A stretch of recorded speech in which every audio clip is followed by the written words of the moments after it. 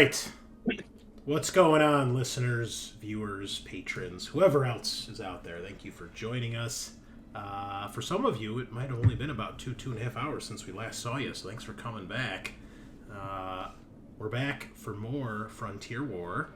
We're on episode 21 tonight, as we're diving in head first into some really crazy shit that's going down. But before we get to that, as always, check us out over on Facebook, where we where we leave all the news for the show, for the podcast, the channel. Check us out over on Spreaker, where you can hear the podcast and listen to us on iTunes, Apple Podcasts, wherever you do. Be sure you leave us those 5-star reviews. It helps us grow the channel. Subscribe to the YouTube channel if you haven't already, where we pretty much post all of our stuff in video format, including our streams. Eventually they'll become available for you to view there. And if you're a fan of the show and you really want to support us, you should be like our newest Patreon member. 2 shout-outs in one day. That's a first for Mythbuster. I think it was 1081, 1018. Anyway, Mythbuster, thank you for joining us. Welcome to the Brood. You should all be more like Mythbuster and join our Patreon. You can throw a couple coins in the Dragon's Hoard and help support the show. We got a couple different tiers you can check out. Get early access to our episodes each week. Get some artwork from Kyle once a month. And be part of other cool stuff like the one-shots we've been doing for Halloween. So lots of cool shit there to check out. Anyway, that's enough of that. Let's dive in. Really stoked for tonight. We're going to dive right into some action. We had a lot of roleplay last week. Pretty much all roleplay. Things are going to change, though, tonight. So, with that in mind, let us do our round table. We'll start it off with our squad leader, the only person who's not a PFC at this point in the squad, Corporal Tagar. How are you? And Corporal Tagar really wants to punch something this week. You might have the chance. Doing good. Yeah, just busy week getting ready for Halloween with the kids.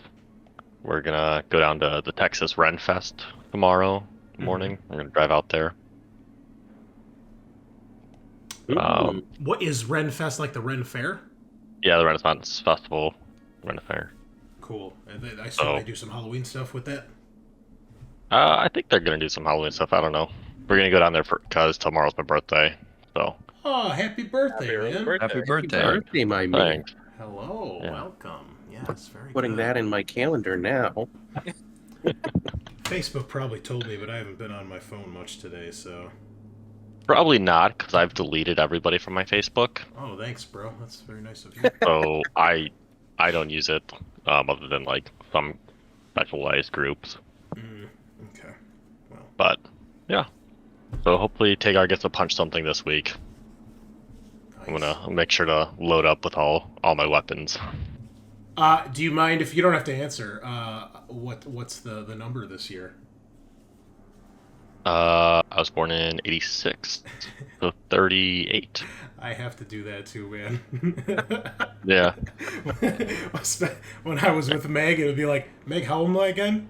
She's like, I don't fucking know. I don't know how old I am. I know. I gotta think about it. Yeah, minus the 1. Yep. Same thing, yeah. Once you get past 21, it's just like every 10 years is all that really matters, right? Yeah. So, yeah. That's unfortunate. Just round up at this point. Yeah. Round down. Yeah, like 30. 30 just something. a mile marker. 30, Yeah. who knows? Right. Okay, cool. Well, happy birthday. Very Thank you. excited. Hopefully Tagar doesn't die. If he does, that's my gift to you.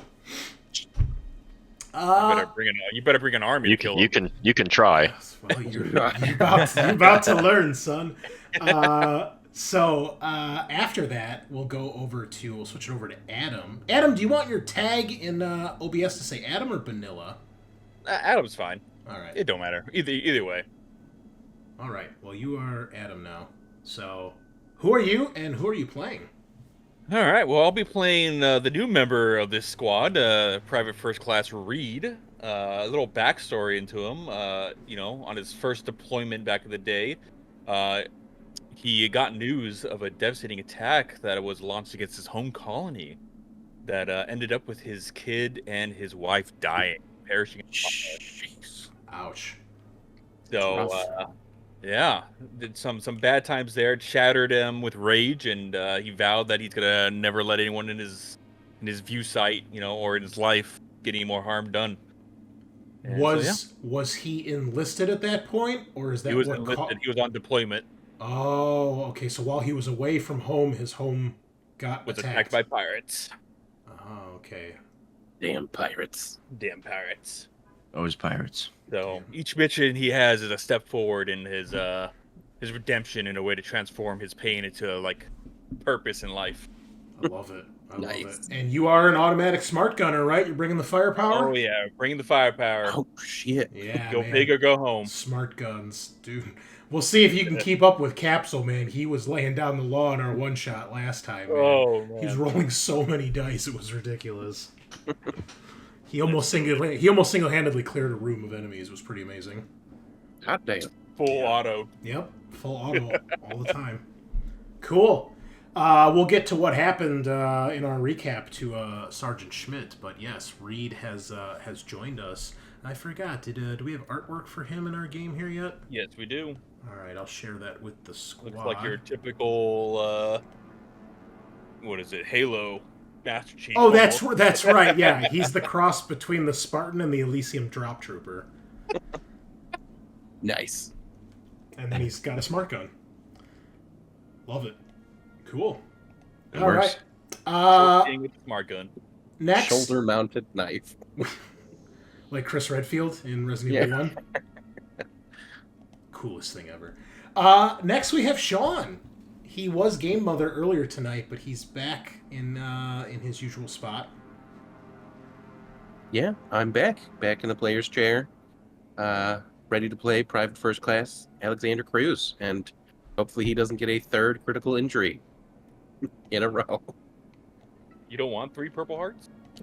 I feel like getting 3 purple hearts consecutively is a bad look. Is this guy competent? He keeps getting injured. I mean, and no one can complain that you're not doing your job if you keep showing up all mangled and injured, right? So, I guess, yeah. okay. Last but not least, our good friend Scaarr is here. Fortunately, he wasn't able to join us on our other game today, but that's all right, because he is here. What's going on? Yeah, and for as always, I wasn't able to game for dumb reasons. But What was the reason today? I'm pretty excited. Oh, just but Dad came over, and I don't know how to get rid of him. I hear you, man. I gotta deal with some family stuff tomorrow, so I'm not gonna get any sleep tonight. And then my mom just casually tells me today, like 12 hours, 24 hours before I'm gonna go, oh, I need you to come pick me up. It's like, thanks, you just added an extra hour and a half, 2 hours driving for me. Like, I told you I have shit to do, not retired. Yeah, no, that's kind of how it went with, I messaged, hey, are you busy tomorrow? I'm like, no, but I'm sick. I'm like, okay, I gotta come over. I'm like, okay, but I'm sick. He didn't get the message, I guess. And yeah, I had to pick up my wife because she came in from Austin, but she drove, and who was driving decided to stop 30 minutes outside of Houston, so I had to go pick her up. Oh, nice. Yeah. But oddly enough, what's going on with me is I'm going to Texas Renaissance Festival tomorrow as well. Ooh.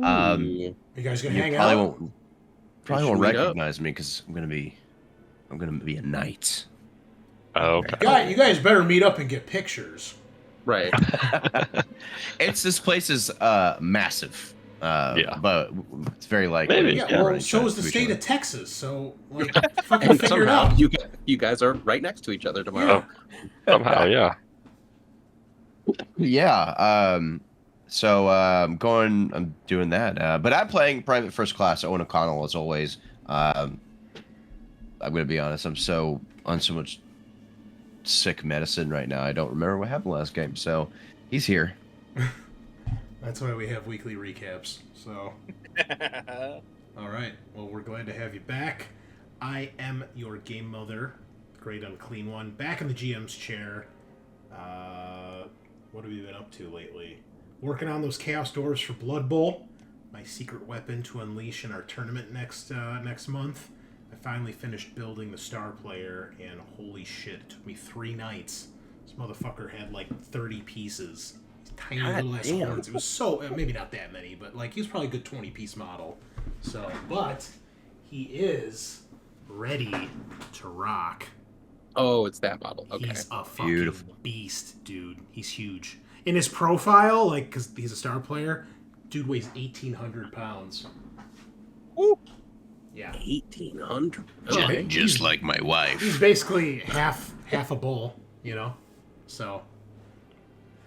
What else? Lots of DBD. The achievement race continues. Now there's been allegations of cheating and photoshopping, so it's getting serious as we enter the final leg of the race. I'm not sleeping tonight, all right? I'm going to just get 5 more deaths, and we'll be tied. Yeah, we'll see. We'll see about that. What else? That's about it. We got game day tomorrow. Looking forward to that. And then getting ready for Halloween this week. So lots to do.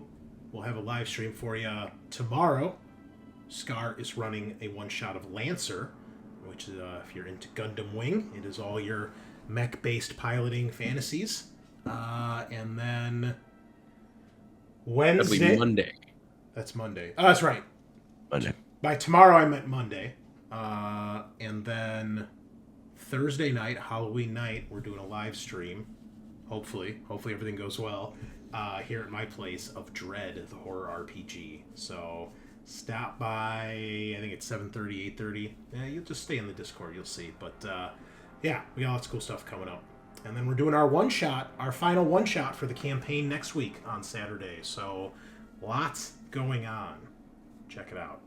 Anyway, let's dive in here. Before we do, Adam, you said you need to roll a event for your character. Please roll me a D66. That's 2 D6s for those of you who are not familiar with said terminology. All right. 4? You did D6 plus 2. I need 2 D6s. Just roll another D6. That's why. Okay. All right, so we got 40 something. 40.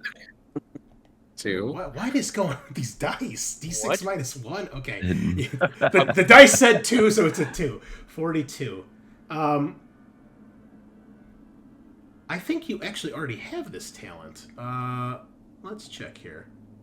Zero gravity and weapon specialist. Yeah, you just rolled the event. The MAU trained for Operation Crossbow, a secret attempt to seize a UPP space station.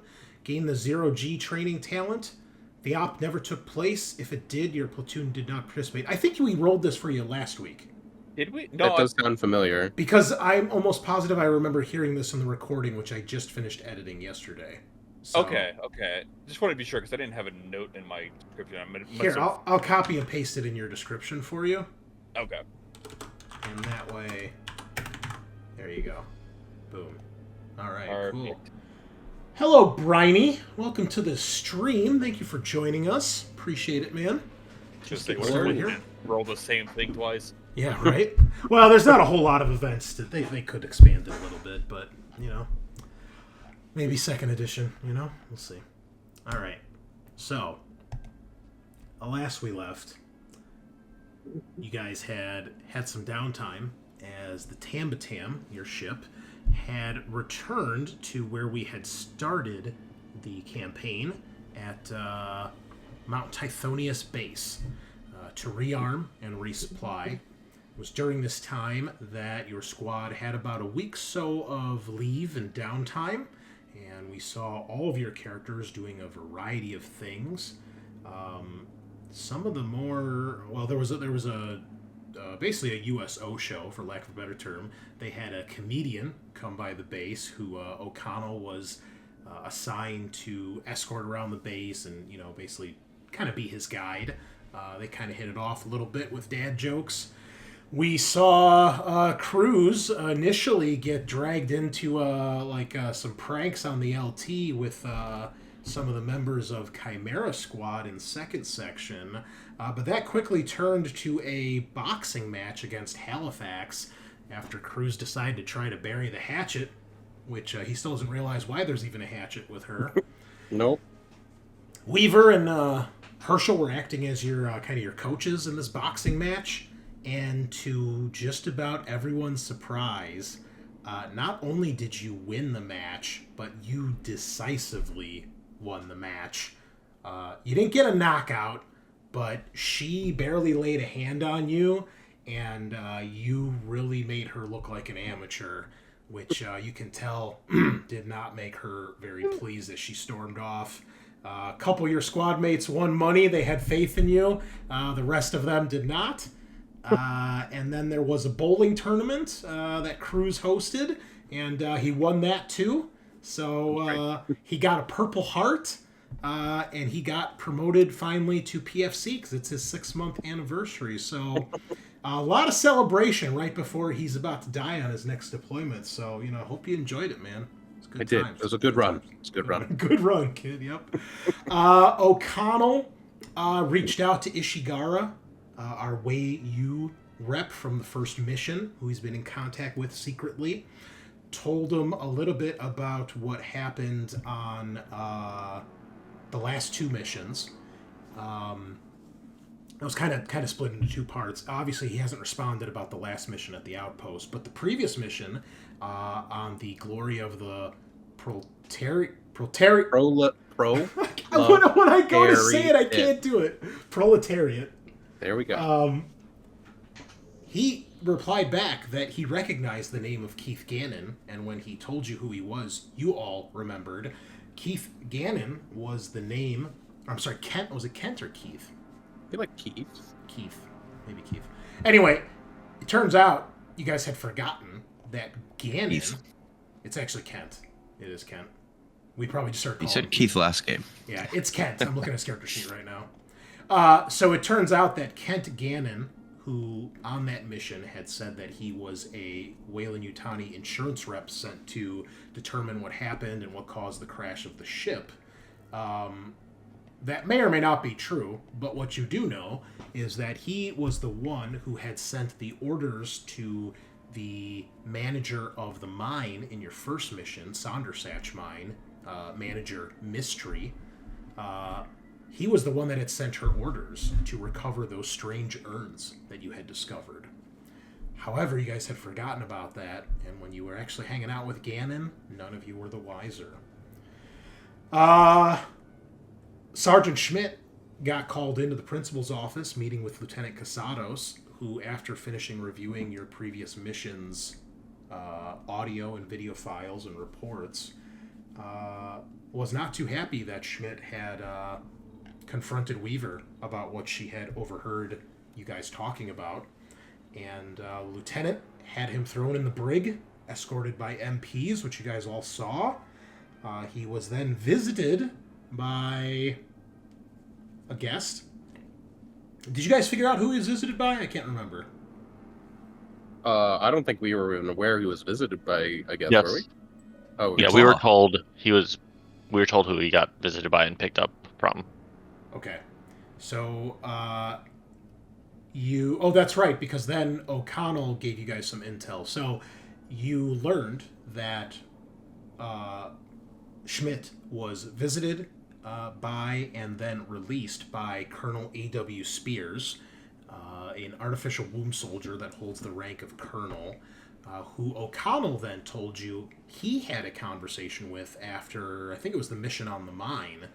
And at this point, Cruz, you saw Schmidt being taken off by some MP, not taken off by MPs, but escorted by MPs. You asked what was going on. He told you he was being redeployed, reassigned to a new unit to work directly with or under General Vaughn. And that was the last you saw of him. And it was at this point that the group of you, plus Weaver, had a discussion about what the fuck is going on. The LT then pulled Tagar into her office, and she had a private conversation with him. He didn't reveal everything about that conversation, but you guys have kind of determined, or you guys feel that command and the LT seem to be at odds with what they're telling you, what they're being told, what your missions are. Weaver especially has been really upset the last week, training intensively, after once again having someone get the drop on you guys and making your mission go tits up. So you guys basically decided, squad comes first. We need to get to the bottom of this. Tagar learned some other stuff in that meeting, and you can do with that as you will. And then you've had a new squad member join in the form of PFC Reed. So you also learned a lot about the previous mission that Chimera Squad was sent on, where they had been sent to what was it? To explore a missing ship from the task force that was sent out to the 61 Cygni system, and they had apparently encountered some aliens there of some sort. So there's a lot going on, a lot of intrigue, a lot of weird shit. But eventually, did I miss anything worth noting? I think that's about it. No. They know I'm in contact with Scaarr, excluding Reed, but That's I told them. Yep. You told him that. You're waiting to hear back from him about the last mission with the commandos. And Cruz, you reached out trying to get in contact with your cousin, the Secretary of Defense, seeing if you can have a discussion with her. And then you were all put back into hypersleep and off to your next deployment. We finished last week with a very rude awakening as you were all pulled from hypersleep while still in FTL, a very dangerous thing to do, with warning lights and klaxons and alarms going off. I think some of you took some damage from that, but nobody was broken. As this was happening, Roy rushed into the room, telling you were to get prepared immediately for a drop. And then Lieutenant Casados came up on the screen. She appeared injured, with a bandage around her head and a black eye. And she explained that this was not a drill. She said, Anesidora colony is under attack by the UPP. She told you guys were still in FTL. She needed you guys ready to drop the moment you guys are out of FTL. So you are all scrambling. Roy is running with you towards the ready room. And that is, I think, where we will begin, unless anyone has anything they need to say or do. At some point, I guess, getting out of the FTL, I had something happen to me, and now I'm suffering from paranoia. Someone That's right. on the ship is out to get me. In parentheses, it's Reed. Yep. So I guess Reed is going to be my rival for this session. My previous rival was Schmidt until I come out of my paranoia. Makes sense. Okay. O'Connell, do you have a buddy and rival picked? You don't. You fucking don't, do you? All right. I like everybody. Well, I'm now's... not- Well, I guess you don't have to have a rival, because there's scenarios where players don't have buddies. So... Well, I having a rival doesn't mean you dislike him necessarily, but I don't have anyone that I'm like competing with. I don't have anyone I'm suspicious of. Don't worry, I'll get Cruz killed and I'll play. Currently, Brock. we're kind of all on good terms. Yeah. We kind of just had like this really like heart to heart and bonding moment, so it's kind of hard to say who a rival would be. That's fine. I think that's an acceptable answer. So, do you have a rival right now, Tagar or Cruz? Yeah. Cruz has a Reed, read. because of mental damage. Yeah. I will say Tagar is my buddy now. Okay. I don't have a rival, but Tagar got swapped to my buddy after our team conversation. I was not expecting him to be so cash money about my conversations with Ishigara. So I wouldn't. So mine was started with Schmidt. So It's a common denominator here. yeah. Hey, So listen, he was trying to uncover the truth, all right? So I don't want to say like he's my rival, but I definitely say like I'd be kind of like pretty tough on the new guy Sure. to make sure that he keeps up and stays in line. So I think that's fair. I would say rival, because like Scaarr said, rival can be a very blanket term, I think, especially for campaign play, because you guys aren't necessarily out to kill each other, right? Yeah. So like, I'm not like actively trying to fight with him, but I'm gonna be keeping a closer eye on him because he's the new guy. Yeah, it makes sense. You don't know what's going on. He's not part of the inner circle after your little powwow last week, so makes sense. Makes sense. That's definitely probably what Weaver is feeling right now too. And you know what? I think Weaver's buddy right now is going to switch to Cruz after his impressive. You guys bonded a little bit over the boxing match. She's really proud of you. She's your new coach. Yeah.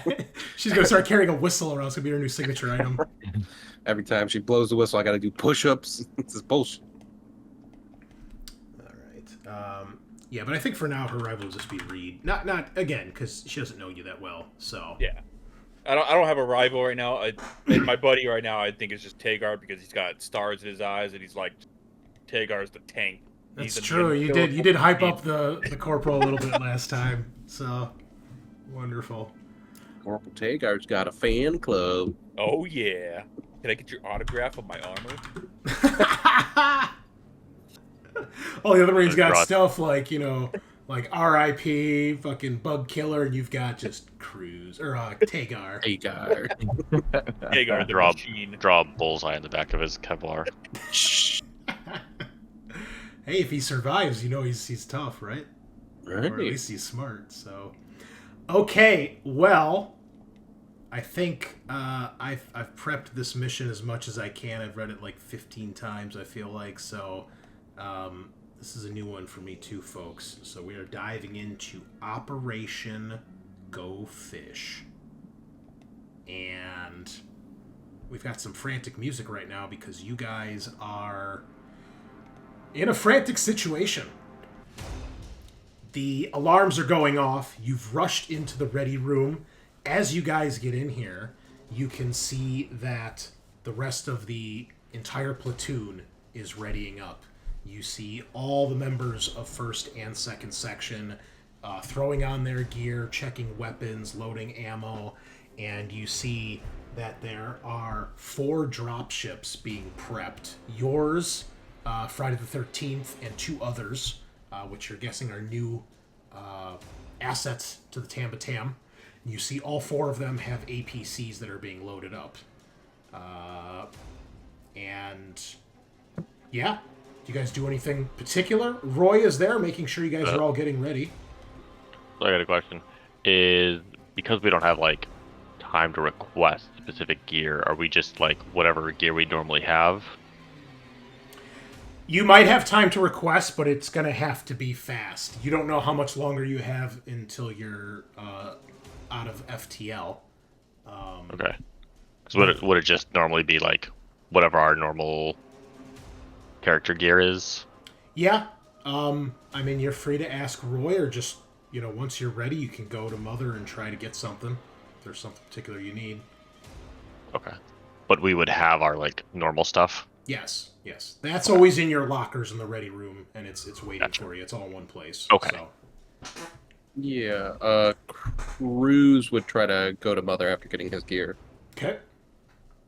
Just gonna request medical supplies, a med kit, and some nap relief. Extended combat may cause undue stress. Granted. Sick.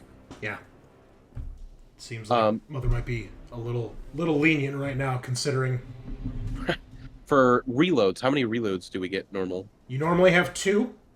Okay. You can requisition extra. Mother usually doesn't care. Within reason, another 2 to 3 at least is totally fine. Okay. Yeah, I'll get an extra reloads for my guns. Sure. The only thing she would have problems with is like reloads for like the RPG or like any other like claymores or stuff like that, breaching charges. I'd like to request a nap relief, reloads, and some stun grenade. Granted. O'Connell's gonna go to sickbay. Mm-hmm. Because I was one of the people who got injured. Okay. what do you do at the sick bay? Just try to get patched up. I don't remember how he was hurt, but I know I'm losing. I'm missing 2 health. It was from getting pulled out of FTL or out of cryo and FTL. All right. So you're like getting ready to go there, and Roy is probably going to stop you and be like, "I'm sorry, PFC, but there is no time for a medical visit." All right, next best thing, I guess. He's like, have Ogata look at you in the dropship. Yeah, all right. Lights up a cigarette. And Ogata slaps you on the shoulder. He's like, don't worry about it. We'll be fine. All right, I hope so. You can see worried looks on some of the new, recruits' faces. There was the new recruit you were talking to, Cruz, like a session or two ago. I don't recall his name. We did name him. Derek Jacoby. You can see he looks nervous. Broderick probably looks nervous too. He doesn't really like going into combat.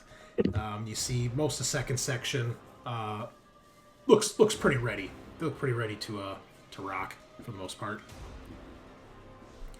Green swings by as you guys are gearing up. He comes over to you, Tagar. Gives you a slap on the shoulder. Says, "Hey, you guys be careful down there. Come back you in too. one piece." And then you hear him. He's like, "All right, Marines, this is what we trained for. Time to kick some UPP ass." You hear them all, shout back. How'd it go? Hoo-yah? Rah. Rah. Hoorah. Hoorah. All right. Rah, rah, rah, rah. Sorry.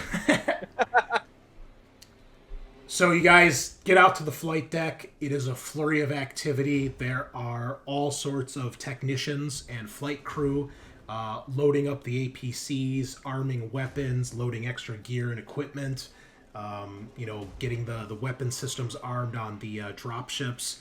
You see, your pilots, your crew chiefs all getting everything ready. And, you guys have never seen the platoon in this kind of state of battle readiness. But it's just a few minutes when you guys are basically getting ready. And basically you guys are loading up and then just waiting. And so everybody starts piling into the APCs. They strap in. And then the APCs pull up the ramps into the dropships. And the dropships are then moved above the launch bay doors where they drop out of the belly side of the ship. The keel, if you will. So you guys are loaded up, and as you guys are getting ready to launch, you guys can feel the rumble of the ship, and you can see and hear warning lights and sounds that go off as you finally drop out of FTL. And it's probably not anything your characters have experienced before, because you're normally in cryo when this happens. And it's like the most extreme feeling of like a roller coaster. Your stomachs lurch, your whole body feels like it's being pulled forward against the harnesses. And as soon as that sensation ends, you can feel the Tambatam rocking and shaking, and more warning lights are going on. You hear Mother say, "Brace for impact," and then you guys hear Lieutenant Casados come over the comms. "All right, Marines, drop!" And you hear one by one the shuttle bay doors open. You hear the cranes lower, and then you guys feel that sensation like you're on the giant drop where you are plummeting out of the bottom of the ship at Mach whatever, and your stomachs go up into your throats as the G-forces slam into you guys. And as soon as you guys are out into orbit, you guys would recognize the sounds, muffled, of explosions of a space battle. And probably through the cameras on the ship, or maybe getting a glimpse through the cockpit, you can see that there are there's a total of 5 other ships out here that are exchanging fire with one another. And you hear Weaver shout, "It's gonna be a bumpy ride, boys, strap in." I was gonna look at Reed. How many drops is this for you, rookie? That's about 10. Combat drops? A few of those, half of those combat. Not bad. You gotta be all right. You see Ogata is got it. gripping his harness for dear life. He looks over to you, Tagar. He's like, at least it's not bugs. Easy, Doc. We'll make it through. Then you see... Okal's like trying to light a cigarette through the vibration right now. You see Herschel, eventually, the ship is still rocking, but Herschel gets up and he kind of steadies himself as he comes into the back area, and he presses a button up on one of the monitors, and he says, patching the LT through now. And then you see Lieutenant Casado show up on the screen, and she says, all right, Marines. She's like, we've got, and there's diagrams starting to show up as she's talking. So you see basically like wireframes, like holo images that begin to appear. She says, we've got 3 UPP destroyers in orbit right now. We've got 2 friendlies as well. We've got the Heinlein and the Tunka Alang. We're engaging. I need you to drop. Anesidora colony is under attack.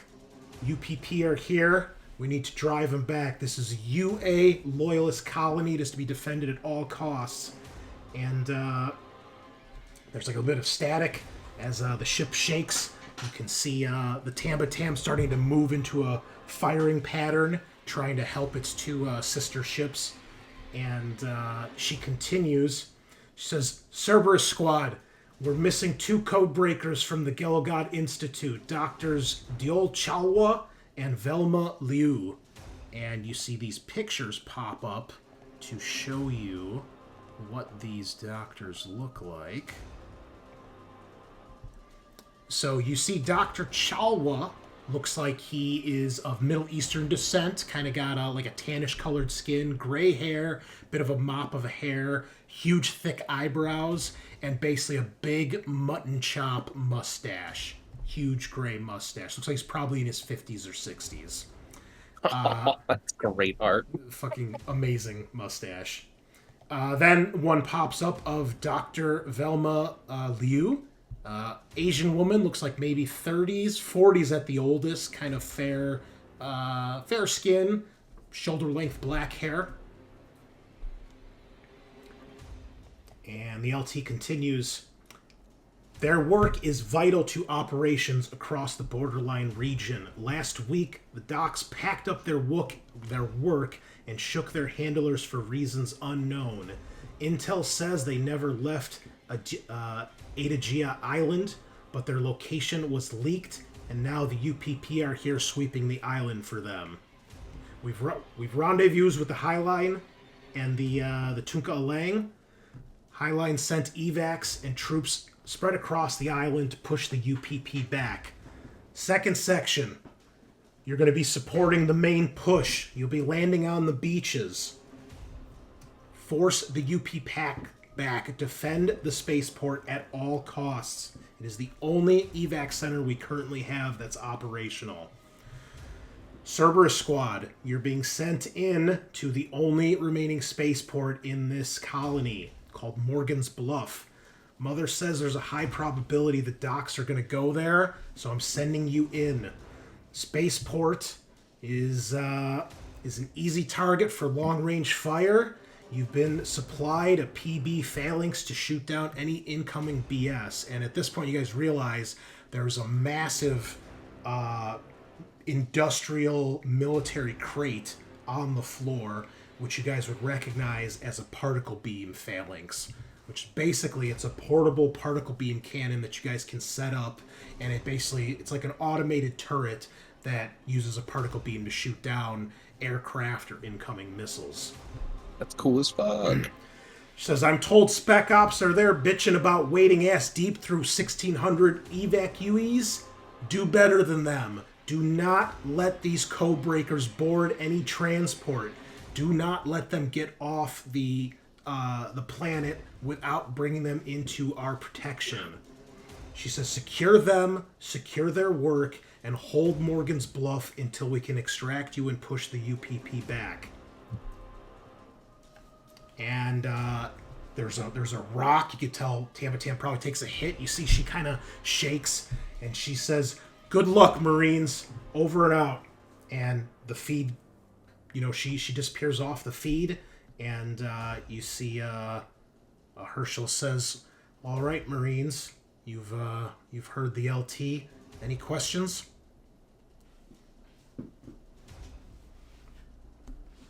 Or any other Woo, information this is you what have? I'm talking about, man. Clear cut, no bullshit mission. I'm ready to go. Do you have any more information, or? He says, I have information about the colony, if you'd like anything.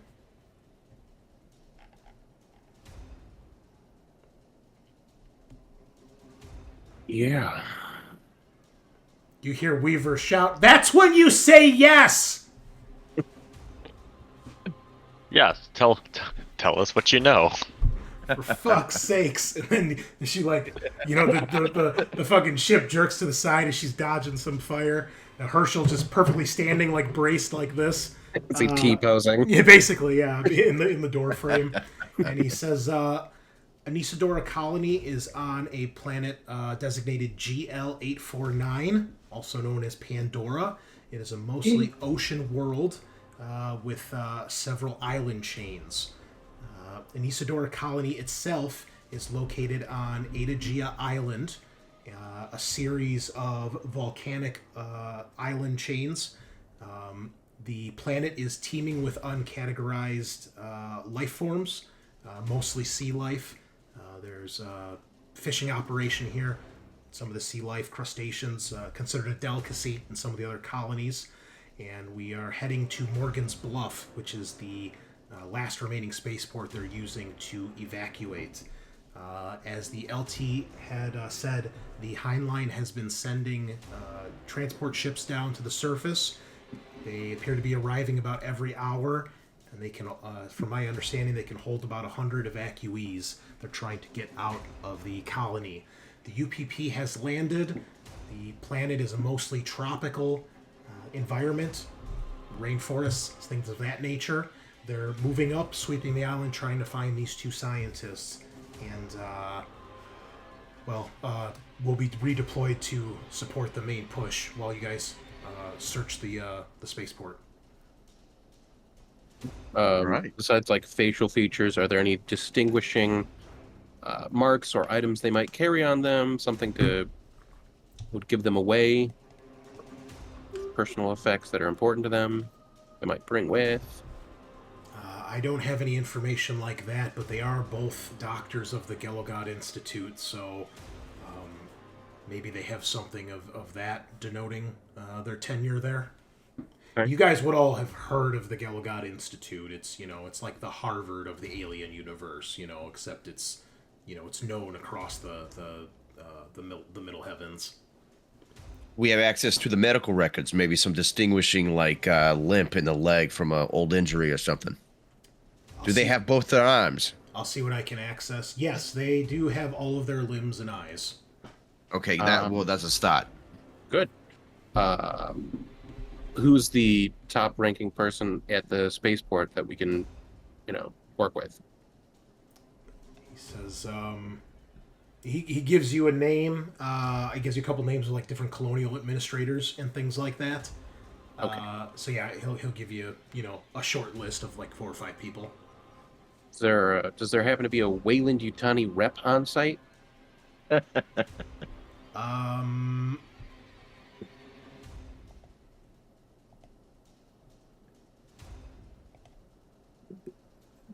checking. I don't know the answer to that myself, so hold on.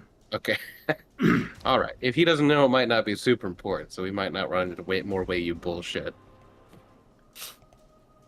He says, as far as I can tell, it is a UA colony, so I would expect Weyland-Yutani presence, but I don't think this doesn't appear to be a specifically Weyland-Yutani funded colony. Okay. Yeah, I might be wrong on that. It doesn't really say. So Yeah, I'm all tapped out of questions, guys. You know me, I don't ask questions because it's probably already been reviewed, gone over, and I just didn't pay attention. Yeah. Are we expecting them to be hostile? unknown. We're not sure why they, as the LT put it, shook their handlers. They might just be trying to escape. Maybe they felt the need to break away independently. But we have been told that their research is vital to the war effort, so they are of highest priority. We know where the handlers are right now? Unknown. So, guys, they shook their handlers a week ago, and then a week later, UPP invades. Sounds suspicious to anyone? A little bit. Yeah. We might need cups again. Make sure we can keep them close. Well, luckily, our medic always has cuffs. And I apologize. Actually, Ogata would not be with you guys in this APC because your squad is going to the spaceport. The other 3 APCs are being deployed to the front line. Super. But luckily for you guys, by the time you get down to the spaceport, we'll say one of your wounds has healed, or 1 point of damage. Nice. You are a generous god. Yeah, I mean, in theory, it probably takes longer than 30 minutes to get down there, but with all that's going on, you're not really resting, and it's a pretty stressful situation. I would like everybody, because this is the first time you guys have had a drop like this, especially with an ongoing orbital battle, so this is something a little new for you guys. Would you all please give me a stamina check? If you fail, you're going to gain a point of stress. There's that stress back. As it's too much. Wow, wow. All right. So, Connell and Cruz. Well, Reed, you've got a stunt here, if you want to use it for something.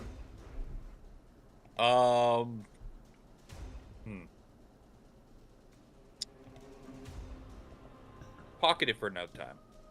Okay. Cruz is looking at you, Reed, shiftily.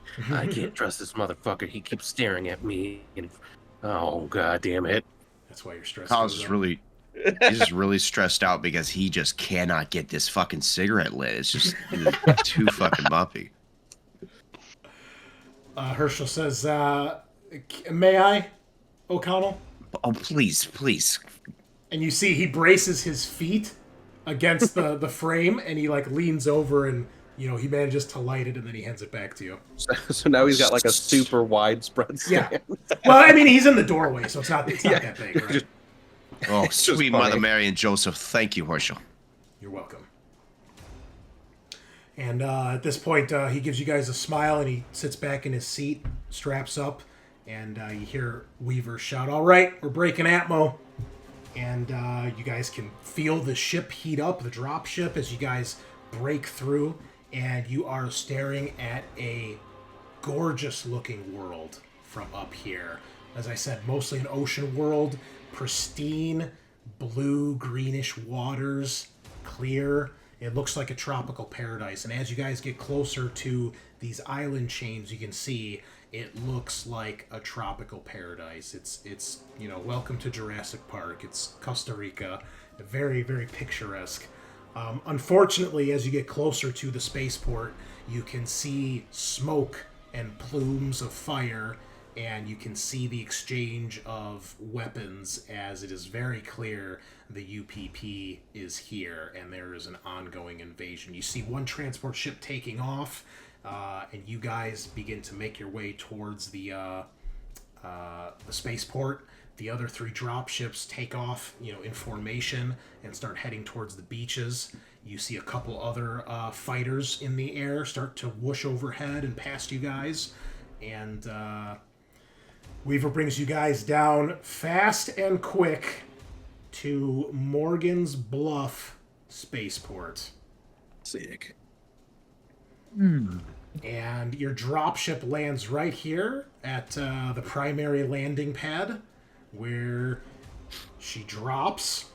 The cargo ramp opens up, and your APC drives out. There you guys are. And then as the ramp is going back up, you guys can hear Weaver. All right, you guys stay safe. We're going to go help our boys. All right, good luck. And you see Stay her safe. Got it. dropship peels away, and they are gone for the time being. When you get here, the sounds, well, once you guys exit the APC, the sounds of war greet you guys. On the landing pad, you can see there are 2 soldiers, and you see there's a massive group of colonists. And you can see the soldiers, obviously, they're trying to organize these people. They're trying to keep them, in order. Obviously, keeping them away from your ship. Obviously they realize it's not a transport to bring them, so they get these people out of the way so your APC can drive around. In the distance, you can see there's a big wall, a huge perimeter wall. It looks like it's probably concrete that surrounds the landing pads. There's 2 landing pads here, the primary one you're on, and there's an auxiliary one to your south. You see there's one entrance out of the wall that leads basically towards the rest of the spaceport. You can see a couple other buildings there, and there's a smaller perimeter wall outside that surrounds the whole spaceport. The spaceport itself is up on, basically a cliffside bluff, hence Morgan's Bluff. And as you guys came in, you could see the rock is very dark, almost black. Obviously some sort of volcanic rock.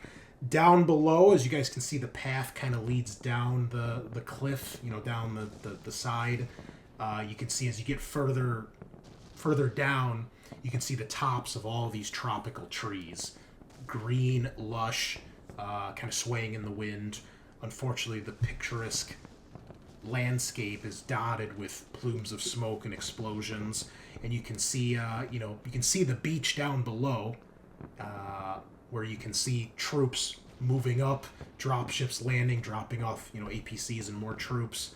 And you see a couple fighters, both UA and UPP, soaring overhead. What do you do? Well, I've got my motion tracker with me, my M314 motion tracker. Can I use that to scan? I think in open terrain, it's pretty far. It goes into extreme range. Yeah, you can use it. Go ahead. Cool. Okay.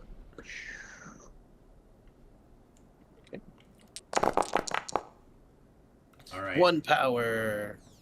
Why the hell do you have 5 stress? Oh, that was never mind. No, it's just the power. There's a ton of people over here as you guys get out of the APC. Right. You see your APC will pull away to leave room for the dropships. You guess there's probably about 100 or so colonists waiting for the next dropship. Right. There's Yeah. also blips all throughout the colony or the spaceport. Okay, but it doesn't seem like there's any kind of slinking around or hiding in areas unknown. Oh, it's way too hard to tell out here. It's easier to read when you're indoors. When you're out here, it's just dots all over the thing. Gotcha. Okay. Cruz, you see anything? Yeah, a lot of fucking people. But at this point, nothing that really sticks out as so much distance, so many people. Alright, we should probably...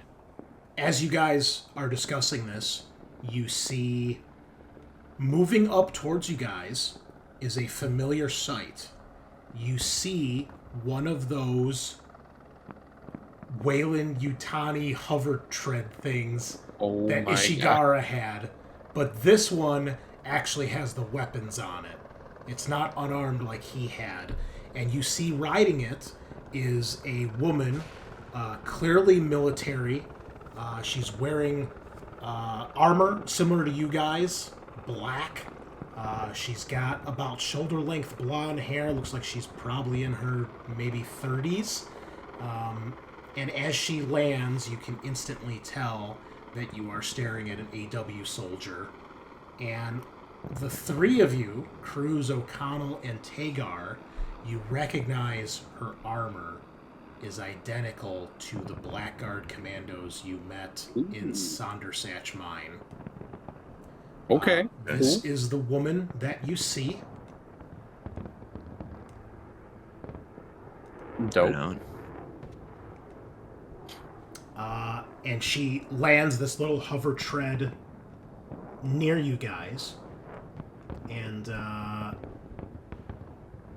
she says, "Welcome to Morgan's Bluff, Marines. Sergeant." Glad to be here. Sergeant Seeks.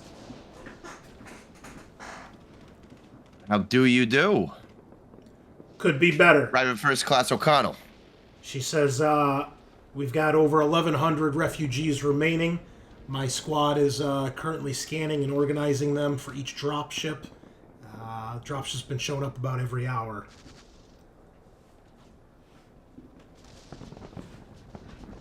Where can we help? Yeah. She says, "Check in with the civvies over at the air traffic control tower." She's like, "We've got this handled." All right, we'll start there. Everybody give me a wits roll, please. Oh man, I'm so fucking good at those. I'm a witty guy. Oh Holy my shit, guys. God. Oh, so close. 3, 6, Fine, guys. 9, 11 dice, and no successes. Are we allowed to push this? Yes. If you'd like. Oh, I can't for some reason. Oh, I said roll no stress. Rip. Was I supposed to roll stress? No, because this is like well, I tell you what, this is like a type of a sense motive thing. Sure. So if anybody has ranks in it, you could also add you'd make a manipulation roll. So if that would be a different number of dice, roll whatever would be extra. Oh, well, manipulation. Oh, would be manipulation? empathy. Yeah, because that's empathy, and you might have skills in that. Oh, so I'd still have 3 days. Yeah, so my empathy is 4, my wits is 2, and I'm trained in manipulations. So would I roll 3 more dice? I would say either manipulation or observation. Yeah, we should do skill rolls, not attributes. Okay. I got one. Need one more. Yeah, they give me one more. Nope. No Emmy? Okay. Cruz, you can tell she seems very curt and to the point. She does seem a little like, what's the term? Dismissive when you guys ask if you can help. And then like she turns on the hover thing and goes off to another. It looks like she's kind of doing rounds, you know? Yeah. Okay. Well, I don't think she has a whole lot of faith in us guys, so let's prove her wrong. Right, Cerberus Squad? That's Probably right. seen us on a Hoorah! out of the fucking search thing. We'll check in and see if they got a better direction for us to head. They So, better disposition too. where is the air traffic control tower? It's that Yeah, I was big looking tower for right there. ATCC. Gotcha. Cool. I didn't see the ATCC. I was looking at buildings. I was like, oh wait, there's this giant rod-looking thing. Sick. Yeah, you guys can see that. Obviously, it's probably the highest thing here in the spaceport. But it's very easy to see what some of these buildings are when you guys start to move through the colony. Right on. Shall we? All right. Yeah. Head out. Do you guys do you guys stay in the APC or do you leave it here? I guess Can we like how stay? far is it? I I mean, 10 by 10 meters. That seems pretty far. I mean, it'll take a couple minutes to jog there. Yeah, Wait, just APC it up, right? Yeah, if we have an Yeah, APC, we Take can that take it with- everywhere. All right. We should take it in the building. Yeah. You get Alright. 10 points for every civilian you run over. Okay, it's not GTA 2138. Let's relax. Dude, it totally God, is. I wish But it it was. could be. It could be. Maybe. We can blame the UPP for it. Oh, here, let me put your tokens on the. On the All right, map here, too. you're channeling Sergeant Schmidt. Let's channel PFC Reed. Yep. Come back Okay. to us, please. You're a new character now. Oh, I this is just not character-wise. Oh, Okay? yeah. This is- That's just this is Adam. just for the fun. All right. I know exactly what kind of player you were in GTA. So, as you guys are driving, you get past the gate, you see and hear something fly overhead. You can see it's a fighter of some sort, and about 30 seconds later, it makes another pass, and you see it unloads a barrage of rockets and does a strafing run over the spaceport. You got to set up that particle beam. And I need to roll here to see if anything is hit. Oh. Oh no. Where is the character sheet? So we're gonna, Sergeant Zeke just gets bombed. we're gonna put this on the map here. There's a MiG fighter. I'll share some artwork so you guys can see. This is the one-man fighter jet for the UPP. Basically, it's a fucking engine with a cockpit. Is it the same one that shot us out of the sky in the other mission? Yes. Yes. O'Connell, go. Shoot him down. Okay, so we need to roll for this. And it's got some missiles. Okay.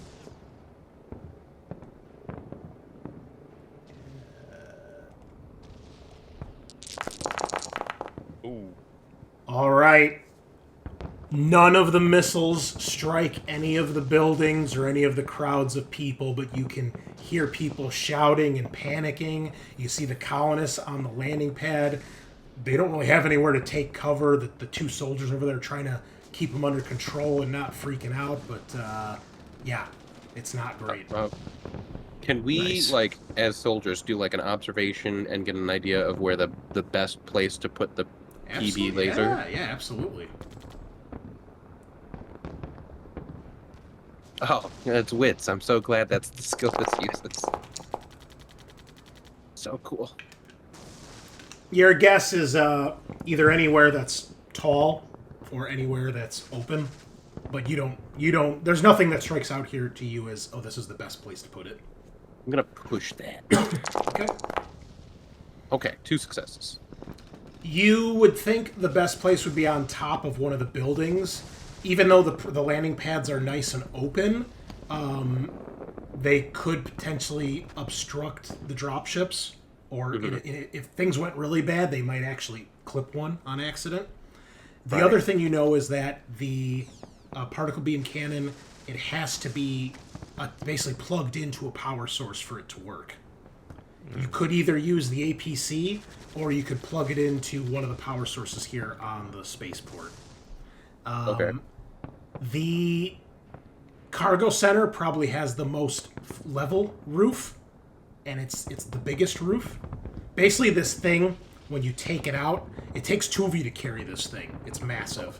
So cool. So it's basically this big cannon, and then it's got a bunch of cables that attach to smaller cannons. You set the big one up in the middle, and then the little ones around it, and they kind of work as like a grid, and they all shoot together. There goes the UPP Are they- ship. Are they manned? No, it's automated. Once it's plugged in, you tell it what to do, and it's pretty good at Oh, what it okay. does. Well, maybe the people at the ATCC could tell us the best place. Maybe there's like a roof access on the tower we can plug it into and set it up right on top. Yeah, you can't tell from here if the roof on the tower is flat or if it's like angled or domed. I mean, just based on the picture, it looks like it's some kind of dome, so. But Yeah. I bet someone up there can tell us.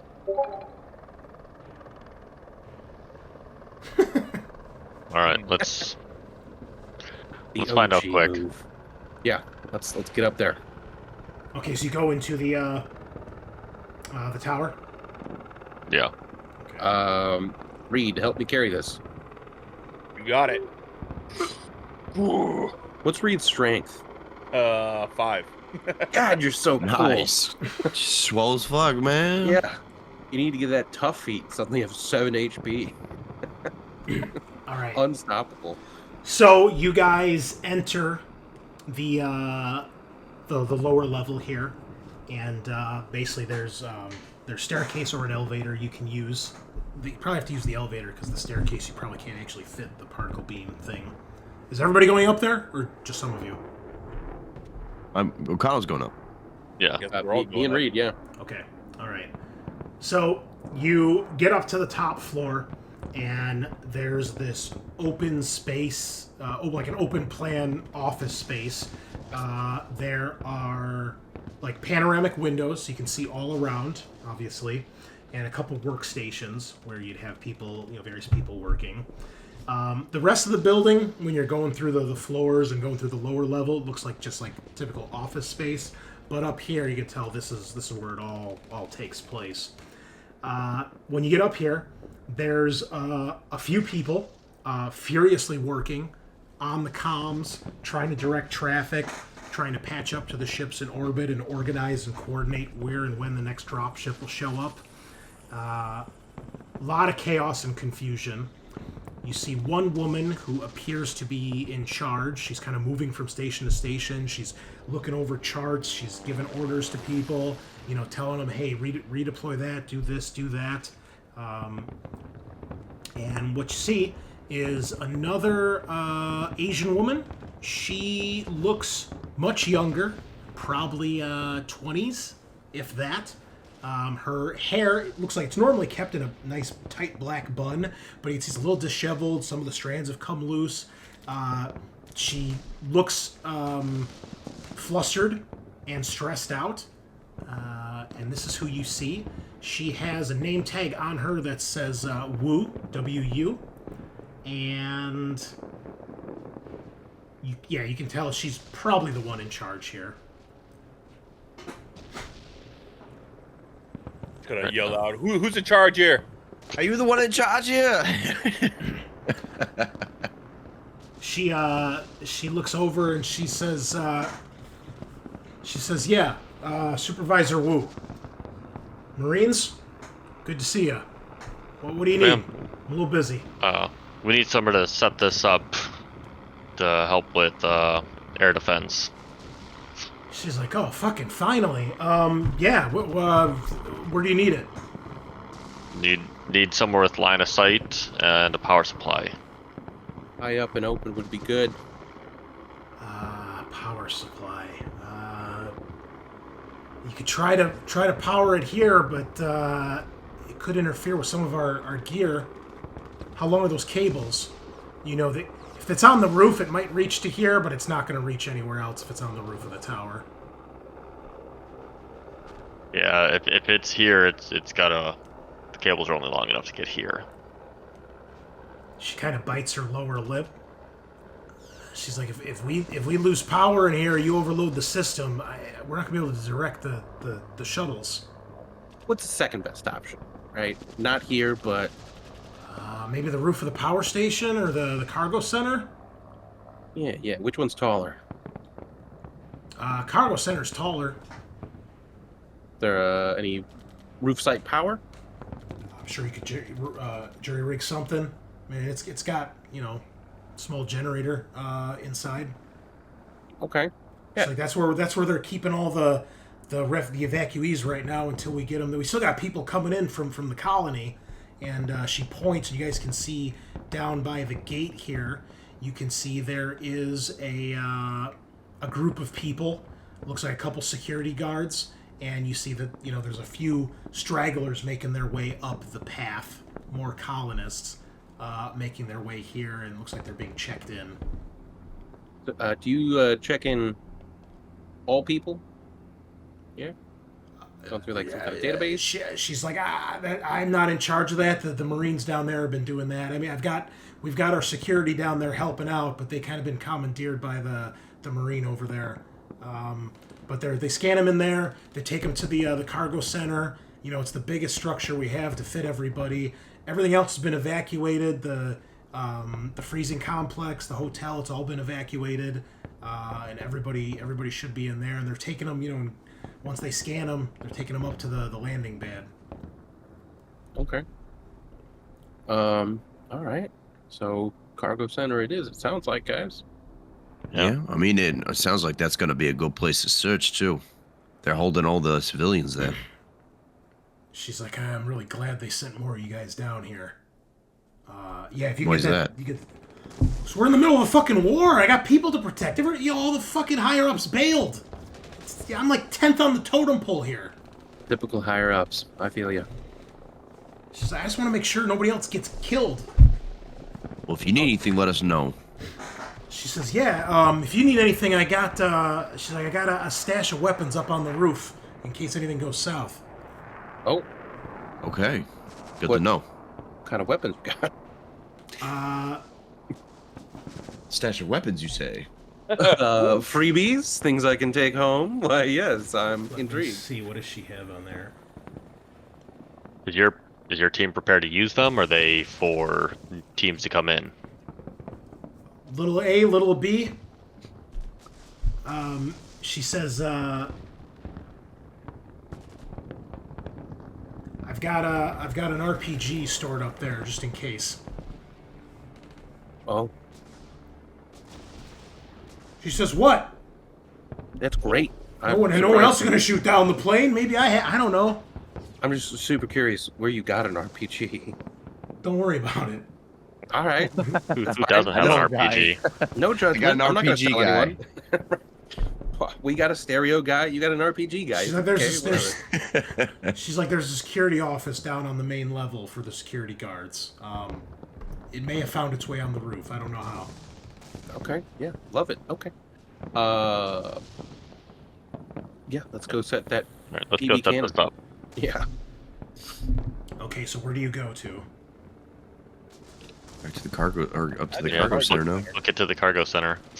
Yeah. So there's Oh, she also would have mentioned that in the terminal here, she said they've been using that as a triage center. The initial one got kind of damaged, and the doc moved everybody there. She's like, there's a couple dozen people there, you know, minor injuries that she's trying to help out. Got a couple other medics, but she's the only real doctor here. And who's the doc? what the hell's her name? Dr. Williams. Okay. She's good people. Do we want to have one of us go check the triage center? Also, you guys would have noticed when you went past the vehicle depot, you can see obviously that's where they use like as parking. You can see there are two more of those hover tread vehicles there, and you see that there's one of the black guards obviously on guard there. Okay. I could go to the triage. I could use a patch up anyway. Yeah. See what I find. You go talk to them.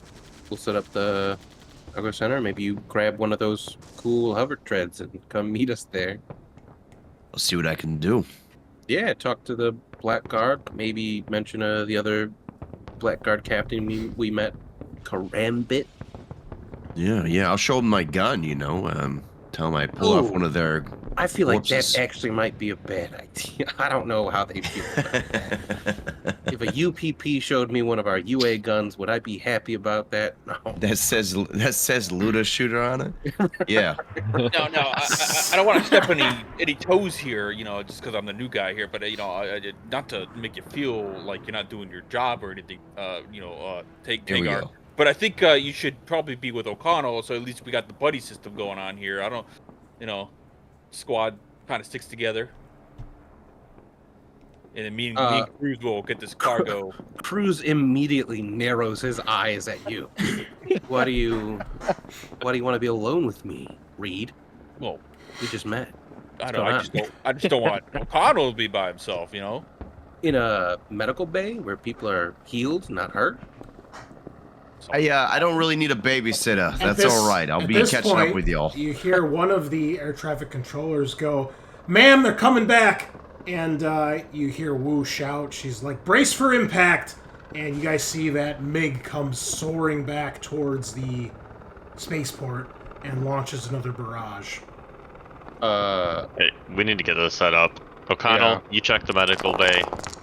We'll This time, there is we'll a get hit. this set up.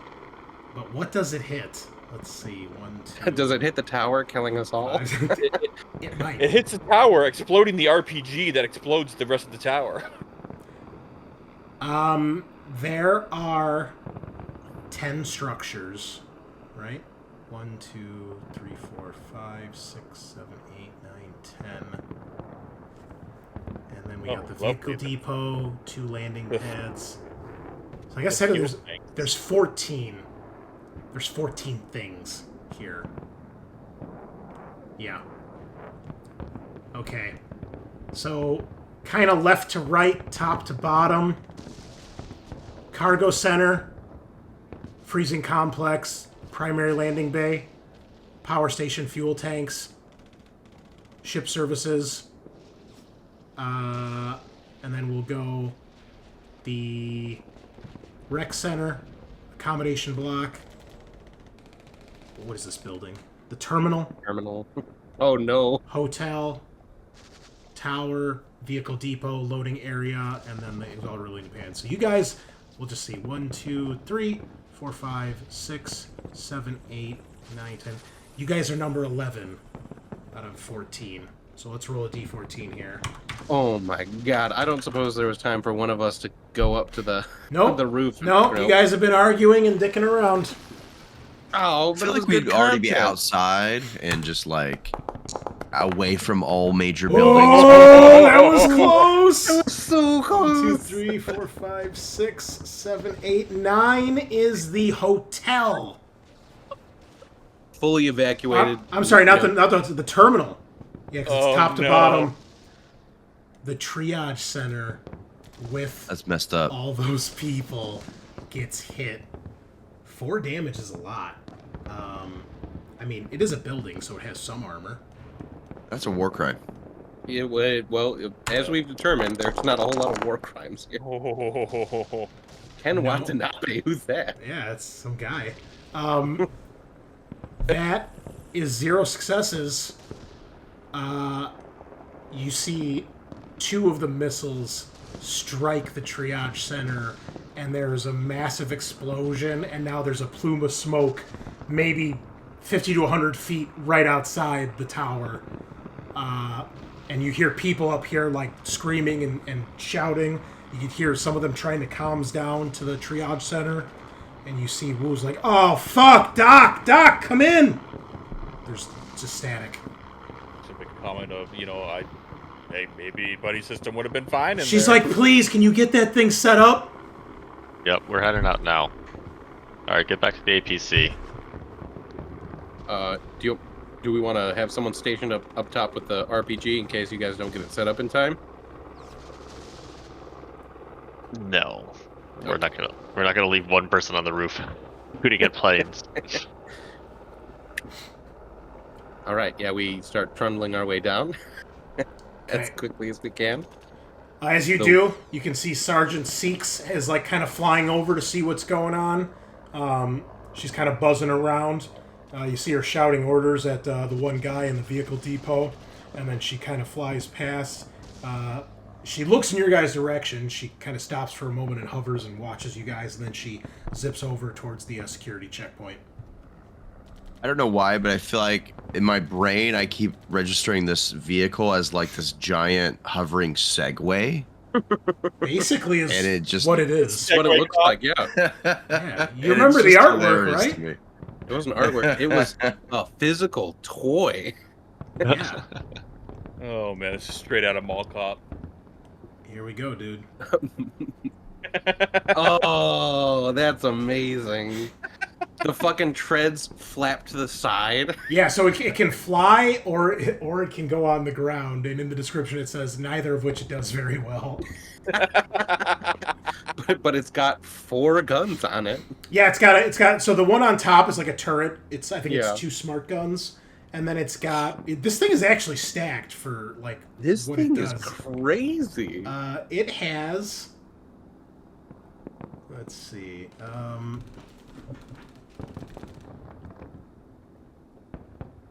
I'm gonna. So the turret on the top, it's 2 smart guns.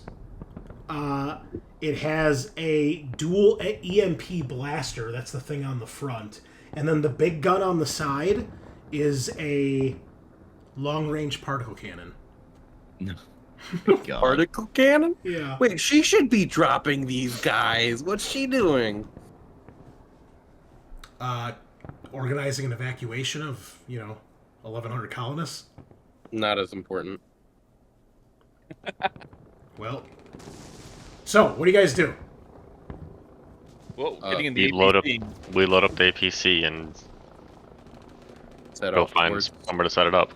cargo Cargo center. center. Okay. So you guys get over to the cargo center, and it's this massive, kind of like a warehouse, basically. Here's the. Before we left, I would have asked her: is there like a cargo lift, or how do we get this shit up to the ceiling or to the roof? She says, there's ladder access inside and out. You'll have to haul it up that way. It's mostly like a parking garage for the tractors and things like that, and then when they bring supplies in, those get stored there. Cargo and shit like that. Cool. So when you get inside, Thanks. you see there are several hundred people. Well, it's not that crammed, but there's a lot of people in here. Looks like the majority of them. All of them look terrified, angry, scared. Most of them just have a few meager belongings they've managed to grab, small bags or suitcases. And you see there are 2 of the Blackguard soldiers in here that are trying to keep order.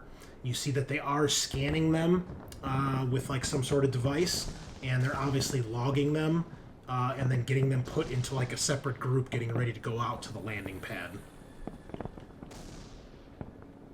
Do we know if the code breakers would set off some sort of alarm when they get scanned? I mean, you're not sure what they're scanning, but you're guessing it's probably like credentials or passports or something. So in theory, if they're going under their actual names, they'd probably get picked up. Okay. I mean, you assume that's why these guys are here too, is also to try to Yeah. do that. Probably they're avoiding getting scanned, so they're not going to go anywhere that's going to scan them when they walk through it. Do we even know if these guys have pictures of the people they're trying to find? First, let's get this. Yep. This All part right, let's load it. set up. Let's load it to the roof. Who can wire it up? Let's check, because I think there's actually a test for it. Oh god, where is this listed though? I had it before, and I... Fucking hell. It would have to be heavy machinery or comtech, right? Yeah, Like physical equipment, I would think heavy machinery. Please be heavy machinery. Oh my god, is Reed gonna save the day? Is he suddenly my buddy? Okay, it's under ranged weapons heavy.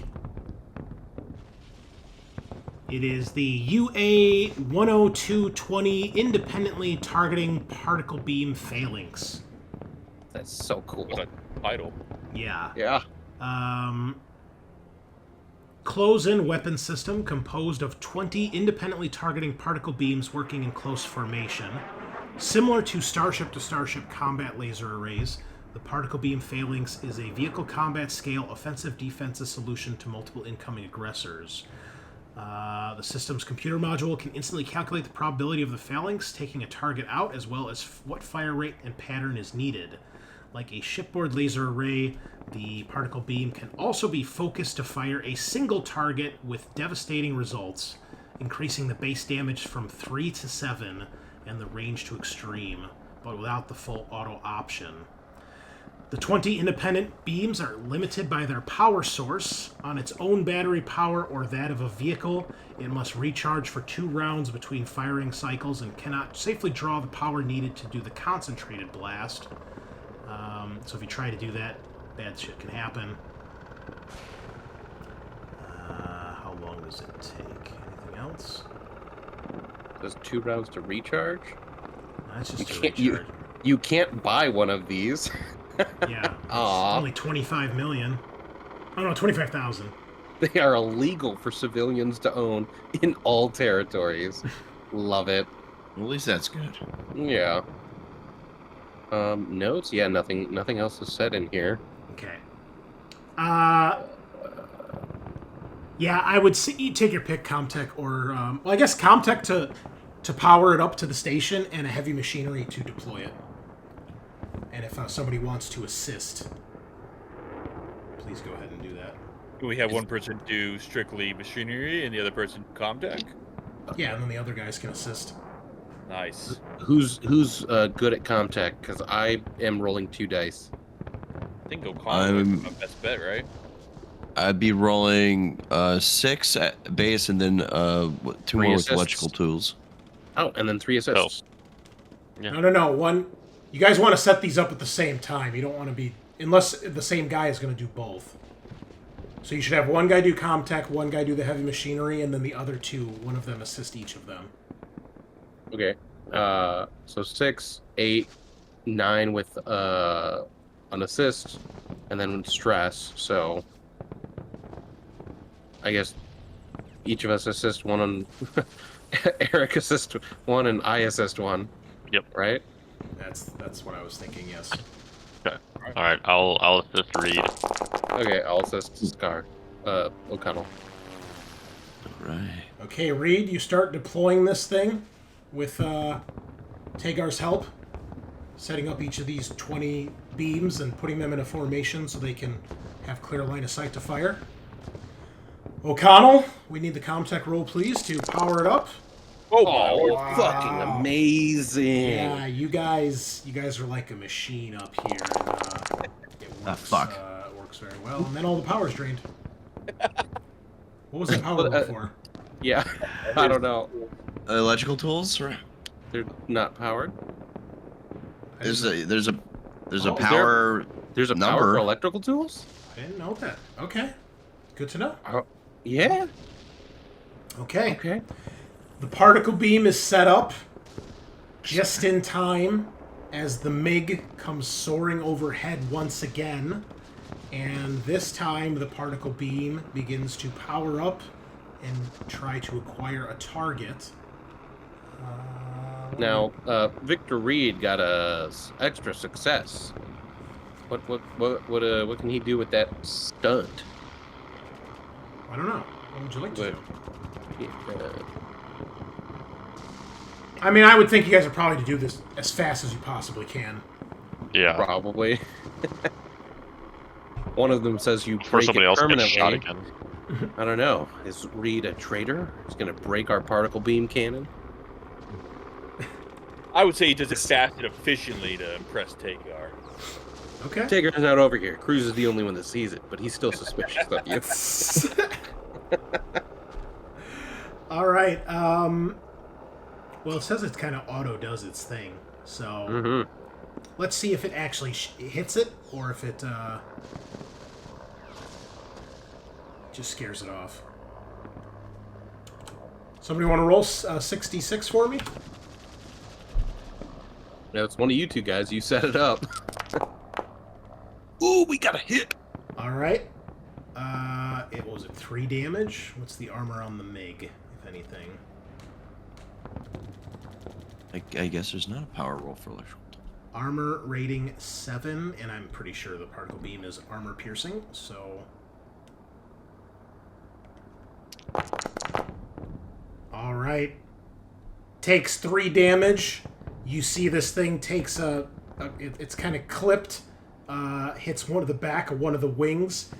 It disrupts it before it can let off the next round of shots, and it goes screeching off, hopefully not to return, and What a smoking. bitch. Wow. Not gonna lie, every time you say the MiG, I'm thinking of the Meg. The Megalodon. Thank you for No, it's just thank you for his triggering me. wife. Yep. Thanks. Just her face. Damn it, Mig. Just, Gonna steal $3,600. yeah, spitting out bullets and missiles. Why didn't you move the growl? Every time. The grill. It's just so stupid. Oh, Amazing. I wasn't even there, and I have PTSD of this. I know. It's going to go Bro. down as legend. actually traumatizing watching those interactions. It was weird, man. It was awkward. It was really awkward. Was it? Yeah. I was just like, whatever. I was fucking... Cool. I didn't know I would have to move stuff and be uncomfortable. Yep. Great. And then move her shit, too. Super still upset about that. Okay. What's next? Alright. I guess now we let it do its thing, so... Yeah, you see Let's- after it shoots, it's scanning, like, back and forth. You know, checking for more targets. Hey, let's check in with security downstairs, see if everybody's credentials scanned in. Yeah. Oh, yeah, never mind. We'll worry about that later. Go ahead. Okay. Okay. Very worrying, but all right. Yeah. When we're yeah. on the roof, can we look around and see if we see anyone moving outside of the normal places to move? Give me an observation roll. Oh my fucking hate this skill so much. Hey, one success. Okay. Okay. Do you have? Are you just looking with your eyes, or do you have like binoculars or anything? I have a scoped rifle. Oh, that's right. I always forget. Like you're actually a sniper. Yeah. You never get to use the scoped rifle.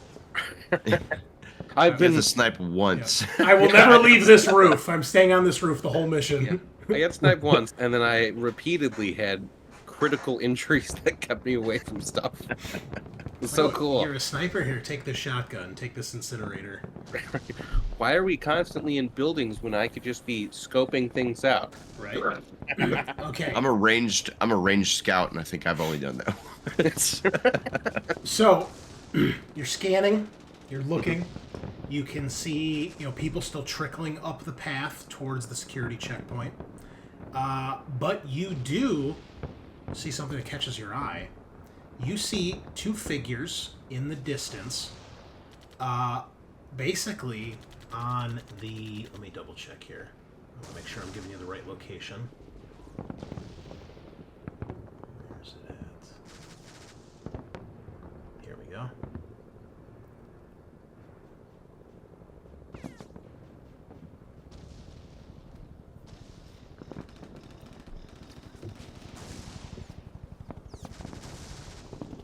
Okay. You see two figures that are actually moving on the beach nearby. And you see that they're clearly trying to not be spotted. And you see that they jump this wall here and get into the spaceport. This wall, they're not going to be able to jump. This one's way too tall. But this one is basically just like maybe 4 feet tall, 5 feet tall, give or take. And you see the two of them jump over and they start making their way, obviously kind of sneaking around. So I will alert my allies to that, and I will continue to watch them from here. Like, you guys might want to go check those out, or at least like alert the Sergeant Seeks to it so she can check them out with her flying platform. I should mention too that there are a handful of people, you guess probably in total around 50 to 100, that are kind of milling about outside between some of the buildings. And there's just way too many people for 8 soldiers to keep track of, right? So it's not like these streets are completely empty. But those obviously stick out because you see them hop the wall. Okay. Do we have Sergeant Seeks's like But communication? we don't. You don't. Are we supposed to report to Sergeant Seeks? You Or she just introduced herself when we got there? she just basically introduced herself. You know, the lieutenant said, you know, that she told you that she was told that Special Ops was here doing this, but she didn't give you any orders about them. She just said, be better than them. Right. I said we'd be better than them. Take the glory for ourselves. Okay. Well, I'll stay up here and try to keep track of their movements and give you guys live feed. And actually, I'm mistaken, Sean. You don't see them hop the wall.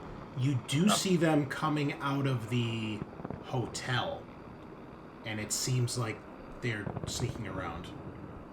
Okay. I mean, they're dressed like colonists. They look like people. They're not soldiers or anything. There's something suspicious. Yeah. Yeah. I mean, you see, there are two of them. They're clearly looking around to make sure nobody sees them. You see them come out of the hotel, which Wu told you had been evacuated. Evacuated, right. Yeah, so I feel like this is a pretty important thing. Right. We might want to flag them down and... Take the shot? Nope. Well, I'm not going to shoot one of them. I was... Like them. told... They won't be able to run away if they can't run. I don't know what their HP is, and if I hit them and somehow they roll a 64, get a There's no caved-in way head... you kill them with a shot to the foot, right? There is a way, and it's because the criticals will do that. So, but I'll stay up here, and I'll continue to just follow them with my scope. All right, I'll Cruz. give you guys live feed. Yeah, keep an eye on them. We'll confront them, and yeah, if they're who we're looking for. If not, you know, we'll report back so you can keep looking. Yeah, sounds good. All right. Stay in cover. You still driving the APC over there? Or do you guys park it somewhere? We'll. How far is it from? Each Like, of how these big is the squares system? is 10 meters by 10 meters. Excuse me. Each square is Okay. 10 by 10. So what is that, 100 feet? 100 meters. That's what I meant. meters. 100 meters, which is 300 feet. 300 feet. Yeah, it's like a football Alright. field. No, that's Let's yards. let's That's park 100 the yards. APC by the That's cargo just- center, so if we need Cruz to join us, he can meet up quickly. So each one of these squares is a football field? A football field up and a football field to the right. Like a meters to yards is like meters are 90% of a yard, I think. Well, it's 3 feet to a yard. Mhm. Right, So 100 yards in a football field. right. So each of these is 30 by 30. 30 feet by 30 feet. Right? Roughly. No, Yeah. Yeah. Measurements are dumb. Let's go. Measurements are dumb. I was going to say, that's a huge spaceport. Yeah. We'll leave the APC by Cruz in case he needs to Alright. quickly join us. Or Cruz, take you're staying up cover. on the roof, right? Yeah, I'm staying on the roof, yeah. All right. The three of you make your way over there. So you see them, yeah, they're basically, you see them over here, Cruz, and then it looks like they're trying to either sneak between the buildings or sneak around. Okay, yeah.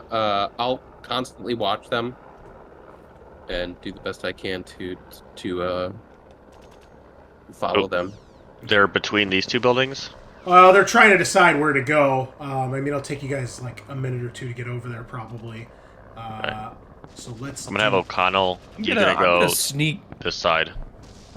Yeah, I was just about. Yeah, great minds. Yeah, I'm gonna sneak the other side and try to cut him off. Yeah. So, Cruz, you lose sight. They do decide to duck between the building, and then, probably trying to blend into some of the people out here. And Was I able to pick up like any important features or things about them so I could? No, I mean they're a little far away to make out like features, other than one's a little bit bigger than the other, as far as height goes, but Damn. pretty nondescript. Would no shit. Yeah, I guess. Oh, well. Okay, so you guys get there. It's not hard. Again, even though there's people out here that are milling about and running around, there's not a lot. And you guys basically swarm in on them, and you see a young man and a young woman who look like colonists. They've got some personal belongings. One of them has like a backpack on, and the other one's got just a small bag with some personal effects that they're carrying around, like a knapsack sort of thing. I'll put them over here. And so you see, where's their images? So the woman, where's their descriptions? So the woman, she's got a little bit darker skin. You're thinking maybe Middle Eastern or maybe African, like very light African skin. She's got long blonde hair, maybe Spanish too, could be Latino, Latina. She's got long brown hair past her shoulders. And then the guy that's with her, he looks like he's probably either Latino or maybe Italian, a little bit darker skin, light brown hair, little bit of facial hair, not much. And they both look like they're probably in their early 20s at most. So here's the woman that you see. And then here is the man. Kind of looks like Henry Cavill a little bit, doesn't he? No, I don't really see that.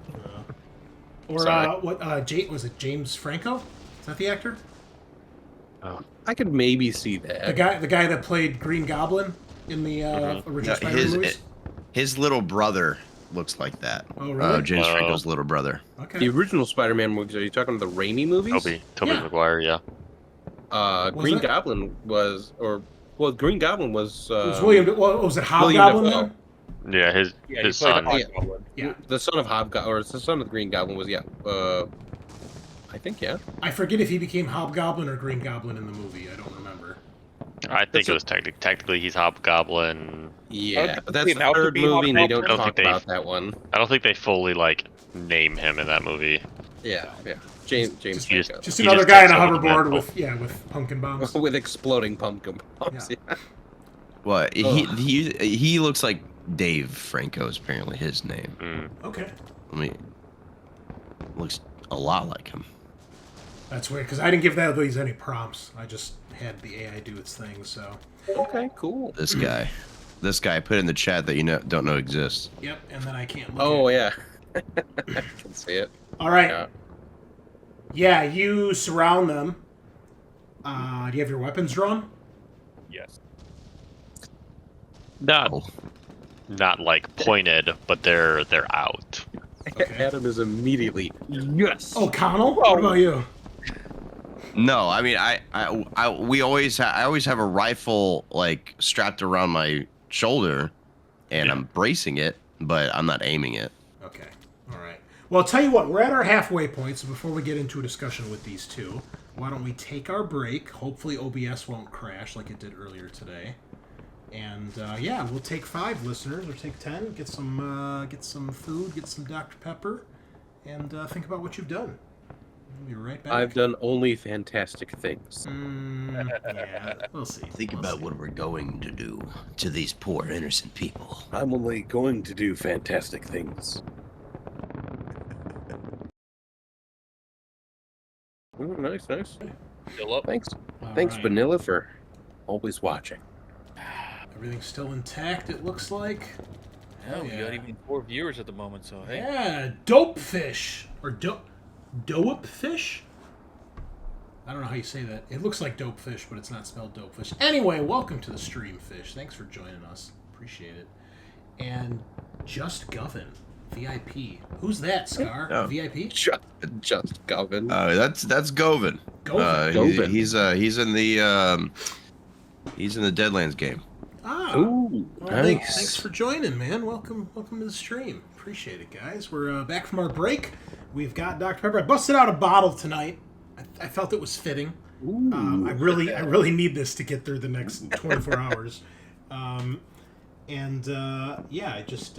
Oh, did you guys know I was actually I like pumpkin spice flavor stuff, right? So when Halloween comes around, I'm a pretty happy guy. And I was going through the store and I was thinking to myself, there's gotta be pumpkin flavored Pop-Tarts, right? Oh. Should be, yeah. And because there's everything. There were Cheerios, corn, Frosted Flakes, you know, Cornstarch. fucking what did I just have? Oatmeal, right? Okay. Never saw them. I'm like, that's weird. And then one of the people I work with, she sent me a text. She's like, look what I found at the store.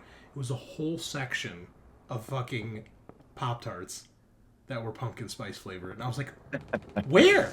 She's like, oh, I'm at Target. I'm like, oh, well, that explains. I don't actually go to Target, so might need to make a special trip there to try that out. I think Yep. I think a pumpkin flavored. They're pretty Pop-Tart good. would be good. Yeah, it seems like a good combo. I haven't eaten a Pop-Tart in probably 10 years, man.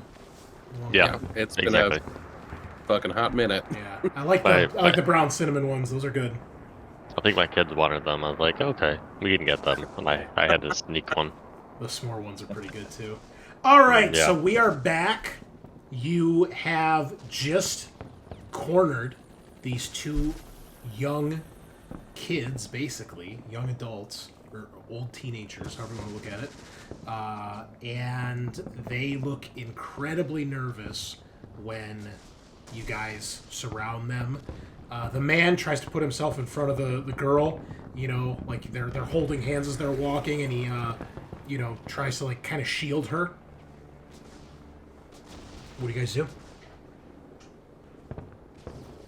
I'm gonna stay on our comms. Like I don't think this is a target.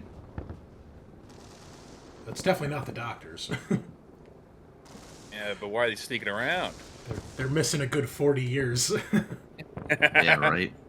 I mean, they could be wearing some kind of face makeup, right? Something to make them look younger. The man, Yeah, the man yes. finally says, like, what do you want? Oh, why are you sneaking around? Tagar is muted, and Like, civilians are evacuating to the cargo center. We can point you in the direction if you're looking for the way out. Yeah, we're trying to get off planet like everybody else. What are you doing in the hotel then? Getting our stuff. better question is, I think you need to go see the security guards to get scanned first. Okay. Oh, well, Yeah. we'll let you over there. You have IDs on you? I think they do, but let me double check here.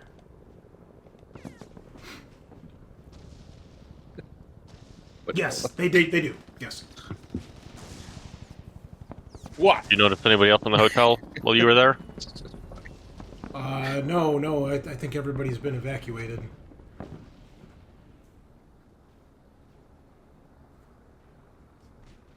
Okay. Can I see your IDs? Sure. And he reaches into like his pocket or his bag or whatever, and he takes one out and he hands it to you, and it says Salvatore. They don't give me last names here, so insert Italian name. Salvatore. Does it look like when he pulled it out of his bag, did it look like he had anything in his bag worth of note? The ID's probably in his pocket, so he probably it's like his okay. wallet basically. So, and then eventually she pulls out an ID and it says Anita. Again, no last name, so insert Spanish name here. Cool. Show us the contents of your bag real quick. Let's make this fast. They kind of look at each other a little nervously. And, Did Cruz happen to relay that they hopped the fence to get over here? They did. That was my mistake. They didn't. They came out of the hotel. That was my Gotcha, mistake. okay. They didn't hop the fence. I would have relayed any relevant information. Yeah. But they're like, okay. and you see the guy like opens up his knapsack, and looks like it's just like clothes and like personal belongings. The girl's kind of clutching the backpack a little bit, and he's like, it's okay. And she kind of opens the zipper on it, and you see inside there's like something looks like a metal canister, and once she like shows it to you, she like tries to like zip it back up real quick. Is it a canister we would recognize? She doesn't show you enough to really be able to tell. I tell her that. And what was that? It's our grandmother's urn. We're going to be scattering her ashes before this Open happened. She like looks at Salvatore, and he's like, "Is that really necessary?" I'm not gonna do anything with it. I just need to confirm, okay? We got a situation here. The quicker you comply, the quicker you be on your way. He like kind of nods to her, and she like opens up the bag more, and looks very similar to what you guys saw in the mine. Oh, I didn't see it. You so I guys don't know. see, Yeah, you so- guys so see me Reed- without saying anything yet. Reed, you see what looks like a metal urn, but it has strange symbols on it, and you can barely see the line where obviously the top comes off. It's almost like a hairline. It's so perfect. Yeah, so Yeah, so I immediately raise my rifle up. yeah, stop. Whoa, Where did- whoa! And he where- like gets in front of the girl. Where did you find that? We found it in the hotel. So it's not your grandmother. No, sir, it's not. We took it. Why? You gotta show. Here's Like where? the picture again. How do I show the picture? Reed is cocking his smart weapon and Guys, what's going on? What's going on? Can't see you. You guys are behind a building. They've got one of the urns that we saw in the mine with them. They said they got it from the hotel. I'm sorry. What did you ask them, Tagar? Before? What was the last thing you asked them?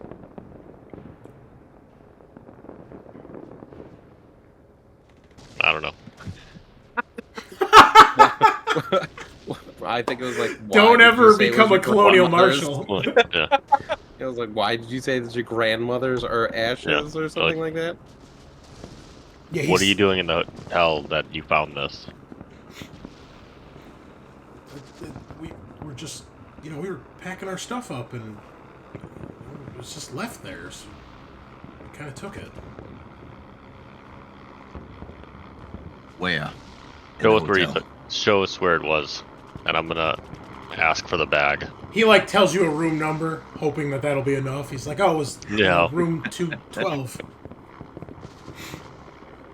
Have you opened it?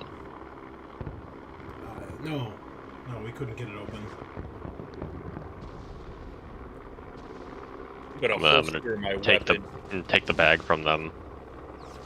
Bring out some zip Anita tie. protests, but obviously, there's not much they can do about it. You need to show us where you found this. He's like, "I told you, it was room 312." No, we need a exact location, and I'm gonna kind of point with my rifle. Get moving. I'm gonna zip tie them both before we head on in. Eric, you're a little Yes. off center on your camera, just a bit. Perfect, thank you. Right underneath the cap. I was gonna say that I'm really digging the Captain America shield now that we've It really helps. made that the focal point. Everyone else needs to get something directly behind them, okay? Okay. Get on Tagar's level. I mean, they protest, but obviously, if you guys have them at gunpoint, they comply and they take you up to the room where they As found we're it. and as we're going up, I'm gonna tell Reed, like, hey, watch her back. Let me know if you see anything moving. You got it. Okay. So I'm sorry. It's a 2-story hotel, so it's not 3. And I'm keeping Cruz up to date on what's going on. Okay. All right. Yeah, so I'll try to make sure that I can see the room they're in if I can, and be scoped in on that. I would like to do another motion tracker. Okay. High or low? Who? You. Fuck. Okay, I have to keep with the agreement. It's always 69. It's high. You always fail. Yeah, I know. You missed it, Tagar. It happened in our last session. He asked me 2 or 3 times, and I went low, and I got it every time. Every single time. It's so fucking upsetting. And it continues. The window is on the opposite side of the hotel. You can't see him. I never win this. I'm so fucking And you upset. know, the moment you change it to low, it's going to go to high. I can't go to high. It has to be 69 just because Dude. it's funny. But You need, like, fucking, we need to go play roulette, and whatever Sean picks, pick the other color. Exactly. you guys tried that with the boxing match, and Cruz won. But yeah, There was Hey, more I than didn't- one dice involved. that's true. But I won every single time. Oh, this is so upsetting. Once again, 69 fails me. Get fucked. Okay, so you go into the hotel. It's 2 stories. You get through the open lobby. It's relatively clean, although there's obviously people that had left in a hurry, so there's some stuff knocked over. There's some things that have been left behind. There's nobody else in here. And as you guys start going through, you can see that just about every room... Oh, that's right. I'm sorry. You did the motion tracker? Yeah. Basically the same thing. There's just stuff everywhere. Hundreds of people, yeah. You can tell the biggest concentration is the people down in the cargo hangar below you. Right. So, you go through the hotel, and you eventually get to the 2nd floor. Just about every door has been left open as people have left and panicked. You do get to this room, and you see that there's a do not disturb sign hung on the door. You can see that the lock has been busted open. I'm gonna ask, is this your doing? The Salvatore nods. Loaders. Are there any other rooms you went through that were locked up? He's like, no, this was the only locked up one.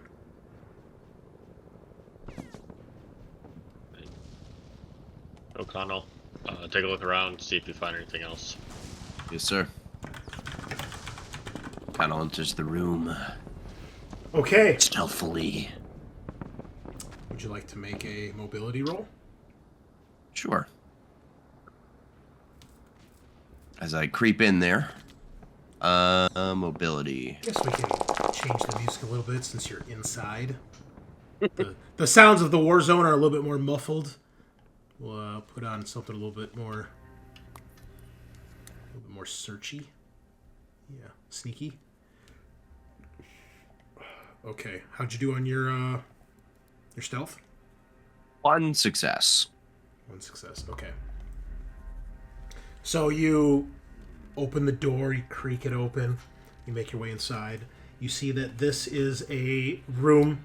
It's on the 2nd floor. It's got 2 beds, typical hotel layout. You know, at the foot of the bed, there's a dresser with a TV or a screen, and then there's a little bit of there's like a little table with 2 chairs. There's a nightstand next to each bed.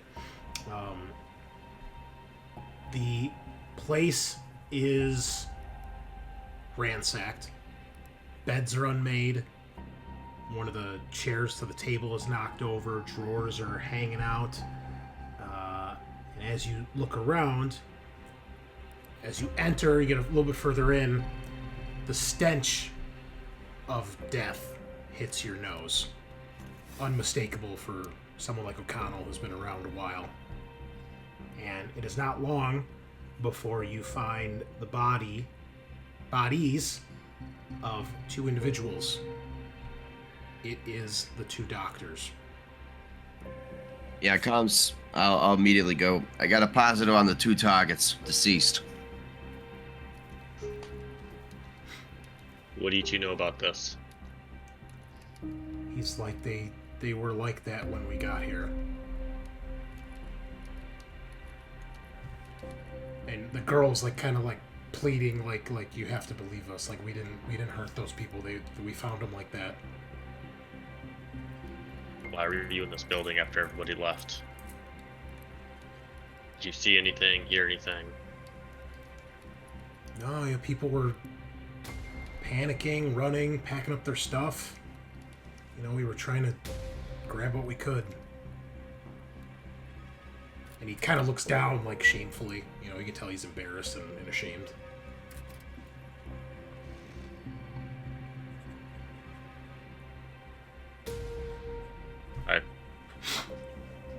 Did you see any reason to keep them here? Did you guys take anything else from this room? Sorry, what was that last part? Did you guys take anything else from this room? Let me double check here. We're still on comms, right? So I hear all this? If you guys want to be on comms, you can. I know O'Connell said he's keeping you informed at least. Yeah. We need to take them into custody at least. She's like, but no, we didn't. This seems to be the only thing worthwhile. did the doctor bodies have any of those black veins we saw on the mining colony? Anyone turning into one of those exploding things?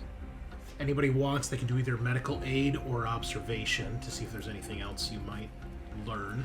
I do more of an observation because I'm trying to keep my distance, knowing that we're dealing with biological Dark vein. fuckery. What are you guys talking about? 1 success. So there's no dark veins. You don't see any wounds on them. With observation, though, you probably can't determine the cause of death. But there's no gunshot, no stab wounds. They're not burned. They're not mutated. No blood. There's no blood. There is no. It's hard to tell if there's signs of struggle or if it's because the room has been looted. Maybe it's a combination of both. As you're looking around, O'Connell, you do. I think there's something else that you find in here. Let me double check. Way to go, O'Connell. Doesn't help that there's like Meantime, 3 different things to read here. anyone want to fill me in on this urn and veins and whatever the hell you guys are talking about? Don't worry, Rookie, we'll get there. We'll set up a private channel with Reed. I'm gonna put the 2 hostages, have them sit in the hallway and tell Reed, keep an eye on them, and help O'Connell search the room. Hostages. These are Detainees. civilians in our custody. Yeah, No. detainees now. Come Detainees. on. Is the corporate speak for this? The randos in the hallway. Official invitees to the USCSS Tambatam for extended stay in the brig. How that works. But Cruz will set up a private conversation with Reed. Yeah, hey, Reed, you there? Yeah, they read you loud and clear. Yes. So there's a bunch of weird stuff going on. We went into a mission into a mine. It's like our first actual mission as Cerberus squad. We found a bunch of people who were getting sick, and some of them would have like these black veins. They'd be coughing a lot. A couple of them just exploded, like full on, just Exploded. yeah. I know it sounds crazy, but they actually exploded. We got further down into the mine, and we found these. I swear, I feel like they're cult members. I just need to look up because I wrote in my notes what the church they were part of. Children of the Two Divines. Okay, I could have looked it up. That's fine. That's fine. Well, no, you don't have to. Don't want you to waste time. I know. Yeah, I know you have the notes. Oh yeah. Children of. I wasn't trying to be a facetious or a dick there. I was actually trying to. Yeah. Like children of the Two Divines. There's some rumors that they were the ones that did the bombings on the border. But we found like a bunch of them, and they were actually like having this sermon.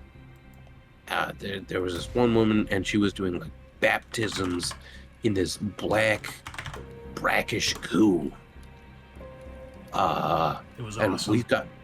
we've got this is all on video. So if we asked the lieutenant, we could probably get you the video, and I'll fucking sit with you because she dunked these people into that goo, and they came out like screaming monsters.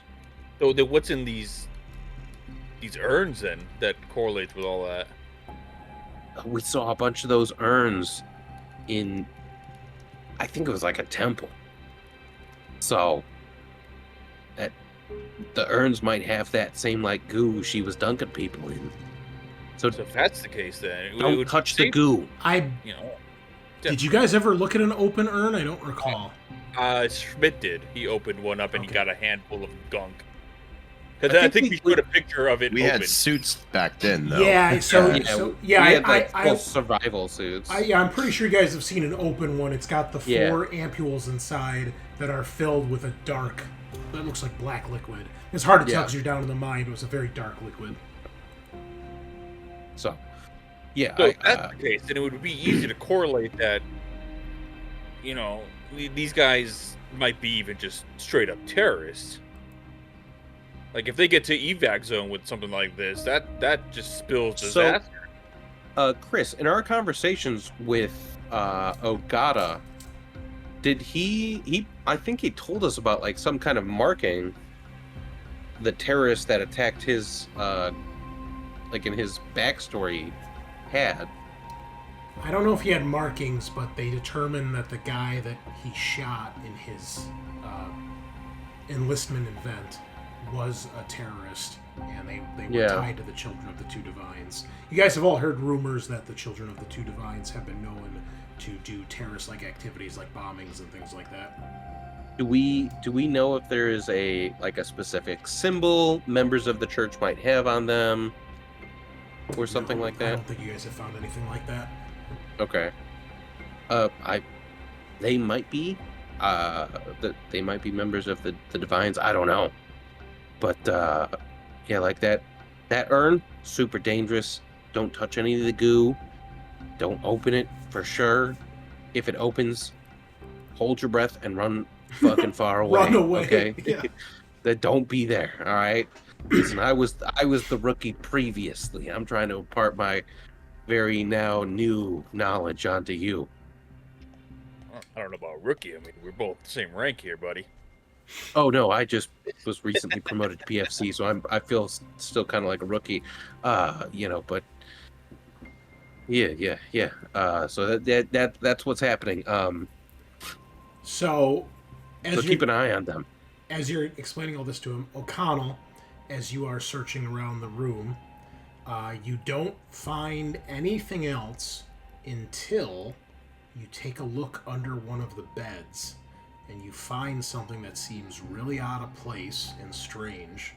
You find about that long, maybe 8-9 inches long, is a small, kind of whitish, bleach-colored little flute.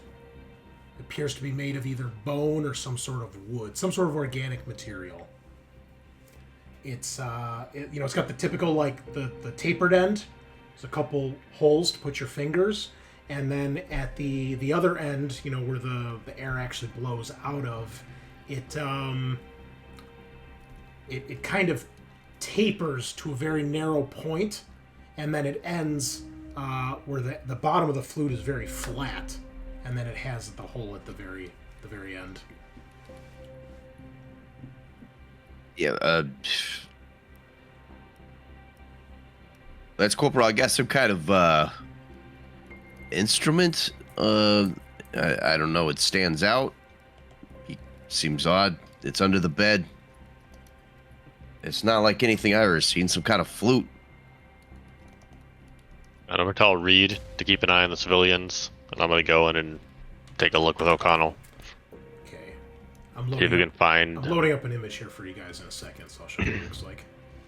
Neat. Keep discussing while I do that. See if we can find like I don't know, like a old shirt to pick it up and add it to the bag with the urn. Oh yeah, there's like bed sheets and stuff you could use too. There's probably some towels in the bathroom, stuff like that. I don't see any signs of struggle or trauma to either of the scientists in here either. I don't know, maybe they were poisoned, but I haven't touched any of them to check for a pulse. We probably need to bring their bodies, right? If anybody Is this has some medical shit we've aid, seen? they could attempt medical aid. I mean, they said they were here like this when they were here earlier, so. Well, were they lying? Well, keep in mind, you can smell these dead bodies, so they've been they've been dead for a while. unless the kids are lying about being here longer than they were, it wouldn't make sense. If the kids just killed them, they wouldn't be smelling. I mean, it's not to the point where they're decaying, but once you die, you start to decompose immediately. So, right. Nope. I'm still highly suspicious of these two kids because, like, even if you're looting, going into a room that smells like death, there's dead bodies. Normally, you'd get the fuck out of Dodge, not continue looting. Doesn't add up to me. Not filled with dead. So here's the best image I have of the urn, or not the urn, the flute.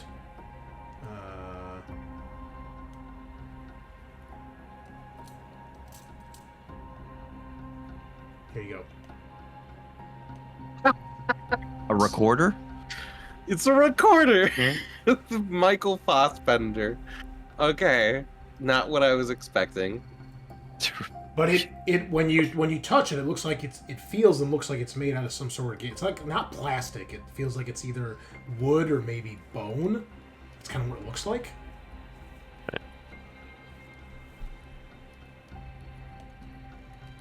Okay, I think we need to get Weaver back down here. We'll take the kids, the bodies, and we'll just exfiltrate. This is crazy. I mean, this is mission right here at the cruise. I don't see any reason why you should still have your neck out there with all the.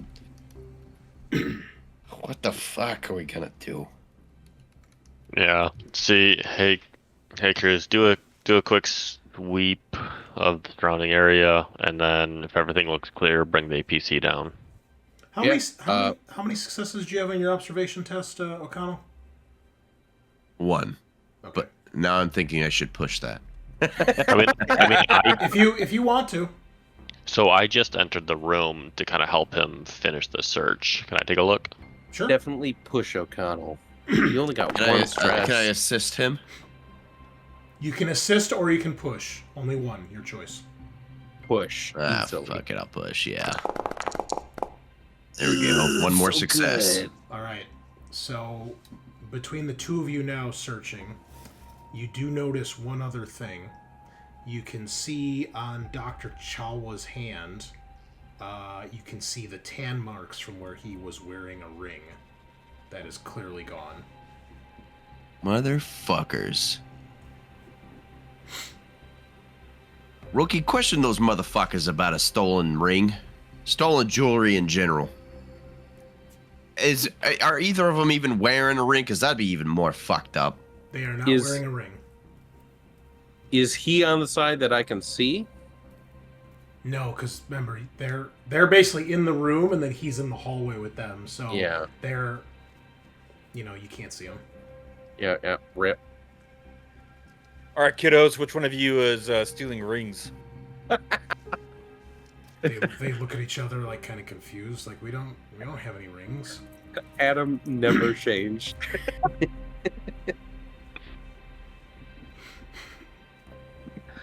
I'll ask one more time nicely.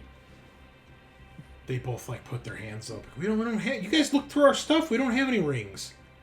Oh, I didn't check your pockets. Check the prison pocket. Start searching all their pockets and patting them down. Yeah, you find like their wallets, their IDs, like actual physical cash money, but no rings. Oh, cash money.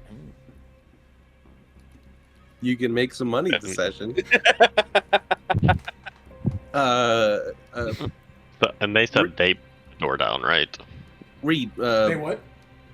They told us that they broke the door in. Yes.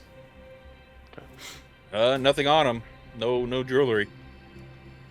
Hey, so, this might be kind of suspicious and conspiracy theory. What if one of the black guard that's here, what if one of them is not on the up and up? My first thoughts when we saw the urn was to not tell them. Shit, you remember the mine? It's fucking precarious at best. We don't have to tell them. Let's just ask the Sergeant Sue or whatever. We need to talk to all of her members. Just bring them up, and We don't have jurisdiction over them. There's no way they're going to let us question their men. Not only that, but in an active war zone, I don't think they're going to give us the time of day right now. okay, but we know one of the other captains of the Black Guard. It's Karambit, right? We worked with him, and we fought with him. Got to give us some kind of leeway. Yeah, the Looney Tune that's named after a knife. The guy who killed fucking 5 alien monsters with a single spread of machine gun fire? Yeah, I wouldn't call him a Looney Tune. I would call him an action hero at worst. But I definitely wouldn't call him a Looney Tune. It might piss her off. Cut from the same silk as one godly Corporal Tagar. Yeah, right. Yeah, he's not a demigod who wades through the battle and prevents bullets from hitting his children like Tagar, but he's pretty cool. But okay, we only trust each other. There's a non-zero chance one of these black guards is maybe the one that killed our scientists, right? I mean, they had handlers first. Who's to say the handler didn't missing. do them in before reporting them missing? They've been here a whole week? Yeah, how long does it look like the bodies have been there? We need Herschel. That'll require a medical aid roll. Who has medical aid? Herschel. Cruz does. Cruz has medical aid. Oh, fuck. All right, Cruz, get your ass over here. Do a sweep first. Finish sweeping. Finish your chores. Come play with the dead bodies. Nice. Oh, cool. Okay. Finally. I will jump into the APC, tell our driver go, go, go, go. Oh, there's no driver. It's just you guys. You're the driver. You think they spared a driver just to chauffeur your ass around the spaceport when they got an active war going on? No, it's the 4 of you. That's why we left it with you, so you could pilot. So great. So my pilot role is, as we know from the very top. You don't have to make a piloting role for basic driving. It's when you're trying to do crazy shit. So okay, I just want to remind you that my first piloting role was 3 of 6 dice was 3 6s. I mean, I want to keep literally driving down a straight road. Yeah, okay. and I get there. Can you move the APC? I clicked it, and no, I cannot. Oh, okay. All right. Give me the medical aid roll, please. Okay. Does the med kit help me in any way, or? If you want to use the med kit, yes, I'll let you use the bonus. No, we'll just do a medical aid roll. He sounds so deflated. No. I mean, hey. Oh. 2 successes. Okay. So, you are able to determine the cause of death, and that's what freaks you out a little bit. Their necks have been snapped. Yeah, they, can I determine how long they've been dead? Since you have 2 successes, yes. You're guessing no more than a day or 2. There's really there's no major signs of decomposition other than maybe a little bit of fluid, pouring out of the mouths, or maybe a little bit of tissue gas. Okay. Yeah. I love that you're a fucking mortician. Well, It's not technically a mortician, but It depends on the state. Different states call it different things. Some states still use mortician or undertaker for the title. So I feel like oh, dude, I would Undertaker is way cooler. 100% call myself an Undertaker if I was you. It's No way matter where cooler. I am. well, when WWE bitches. when people say it, I'm like, yeah, I'm an undertaker. But in Illinois, it's technically funeral director. Oh, it's so lame. Okay. Change states. That's right. Have to move down to all the southern toothless states to be a mortician. Ugh, lame. Have to leave the glorious union. Okay. I focus myself and I look at Tagar. They were both killed about a day ago. And both of their necks were snapped. Yeah, and what So- freaks you out is as you're checking them, you go to maybe pick one up or try to roll them over, and the head just lolls one way, and all of you see this. It's like a rag doll, like there's nothing there. And then when you go to touch it, you can feel the shattered bone. There's like a separation. Yeah, it's bad. As far as you know, or you would imagine, you snap someone's neck, it's just like, okay, you cracked something, right? This feels almost like shattered or completely separated. Would I be able to Somebody with tell if strength. it was like a human strength or like a synthetic's strength? No, you couldn't tell that, but it Ugh. definitely, someone strong. Very in strong, yeah. theory, if you knew what you were doing, you imagine you don't know enough. Yeah, yeah. Cruz would probably think it's someone super strong or someone who knows what they're doing. Right. You would guess, maybe special forces guys know how to do something like this. I mean, they certainly know how to snap someone's neck. Whether or not they do it to this amount of force and violence, you don't know. So, I mean, if you've ever seen a racer, Arnold Schwarzenegger snapped 10 necks. yeah, easy. Let's go study. Easy. Let's go Listen. study the film. I've played so many video games where a dude can just snap a neck and the dude's head spins. It's easy. Yeah, it's not that bad. Their heads aren't on right. backwards. Alright. Corporal is real bad.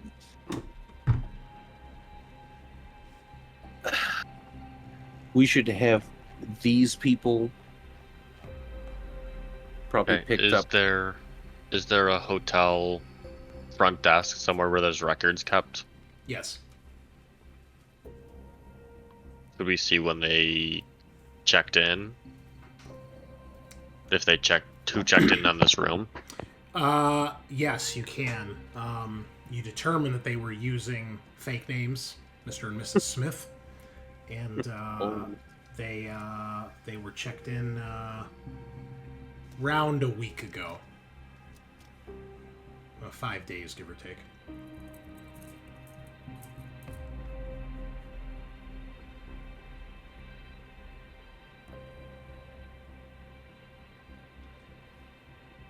What'd you find? Yeah, looks like fake IDs and checked in about a week ago. Matches the time that they were reported missing. Yeah. Do we know Somebody had to have known they were here. Yeah, do we know when the spec ops made their way here?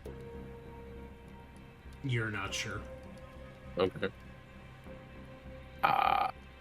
We might need to talk to that Sergeant Sue. I mean, they're looking for these guys too, aren't they? So we gotta let them know they're here. We can let them know after they've been picked up, right? Well, I think we officially beat them to the jump. The jump here, like. I mean, if we let them know, they're gonna take all the evidence that we collected. Yeah. Do we want to give up this urn and No. flute? I'm gonna be honest. I feel like one of the Black Guard might have actually killed these people. Killed their scientists. We talked about this and who to trust. I don't know. Between Black God and maybe Lieutenant Casados, I'm kind of leaning towards Lieutenant Casados. Maybe go back to Weaver, radio this in.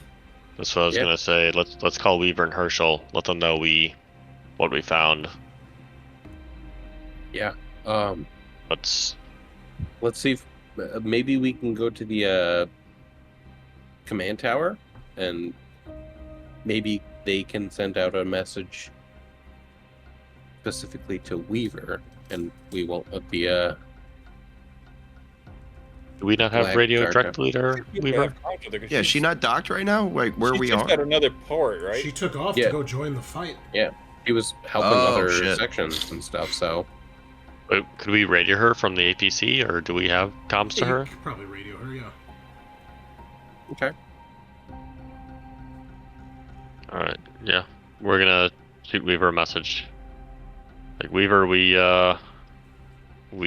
found 2 targets. Looks like nap neck. So when you try to reach her, she doesn't respond when you are trying to call her up. Okay. Do we want to take them to the APC? Take them with us? I mean, how are we gonna move 2 absolutely. bodies just through this chaos without being noticed? Well, we still got the kids out here too. yeah, take them all into the APC, and then go to the tower control center and call Weaver. All right. They probably like us, right? They're going to be willing to encode some messages without letting other people know. Does Weaver not answer, or do we not get through to her? I guess it's more that she's not answering. Your, I mean, I your don't think call we seems would to be, say anything. She, your call seems to be going through, but Would Herschel pick up if he was able, or do we need to call him specifically? he might. But you might want to try calling him separately too. You certainly can. Yeah, It's an option. we'll try and reach Herschel then. All right. There is an answer. You can hear Weaver shouting and swearing in the background over him, and you hear Herschel's calm, even keel voice. "Hello, Corporal. How can I help you?" Sounds like you're having fun up there. That might be one way to put it. It is quite busy, I think would be the correct term. And then you hear him he's basically having a conversation with you and Weaver at the same time, with perfectly even keel, no emotion, acquiring target, 3 degrees to the left. I'm sorry, you were saying, Corporal? Herschel, we found the targets here. Looks like neck snapped on both of them. Oh, that's terrible. Affirmative. Yeah. Orders? Couple. What's that? Orders? He's asking We feel like we need to get them off this planet. They were who we came for. They had some contraband on them that we might need to get off as well. You'll have to wait. The lieutenant's orders were to defend the spaceport until we have extraction. Would you like me to send a message to the Tambatam to inform the lieutenant of your findings? Yeah, let her know. Roger that. And then we'll maintain security here, and if let us know if you hear anything. And you hear Weaver. Actually, let's see. I need to roll for how her aerial fights are going right now. All right, Weaver. Now's your chance.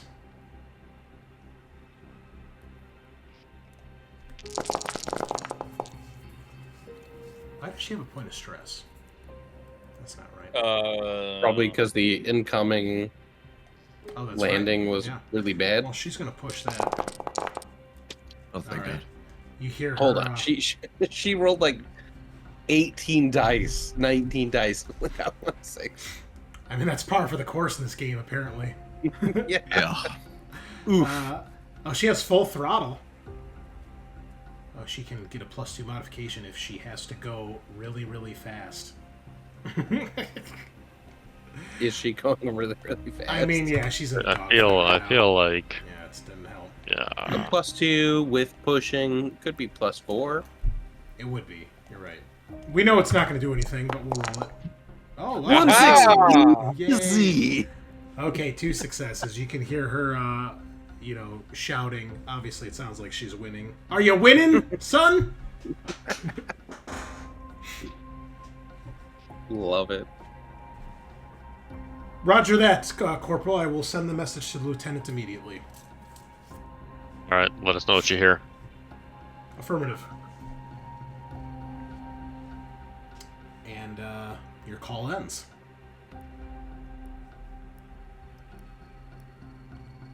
What do you guys do next? Thoughts, team? Get the bodies in the APC, keep those under wraps. Okay. And stick these 2 guys in there as well. Yeah, you can do that. Yeah. No problem. Let's load everyone up and Are they fairly cooperative at this point, or? Yeah, I mean they're terrified, especially the girl. Yeah, none of that, but they're got zip ties on their hands. So. Oh, you zip tie them? Yeah, we zip tied them before we even went into the building. Okay. yeah. Yeah, they're terrified. They're like trying to huddle close to each other as close as they can. Once they go up, we might need to talk to Sergeant Sue. I'm very suspicious of our Blackguard allies. We'll see your flight. Someone At this clearly- point, another transport has finally landed, and you see they're loading up the colonists that are out on the landing pad onto that transport. Guys, I have a crazy theory while we're waiting. Yeah. Hit me. And it just kind of dawned on me, and I hope this isn't what's going on. But Okay. Love it. what? So obviously these kids didn't do this. No. Whoever did this had access to the rooms. It was locked. The kids wouldn't have kicked it in if otherwise. Yeah. They had access to the room somehow. They go in there, cleanly snap both the necks.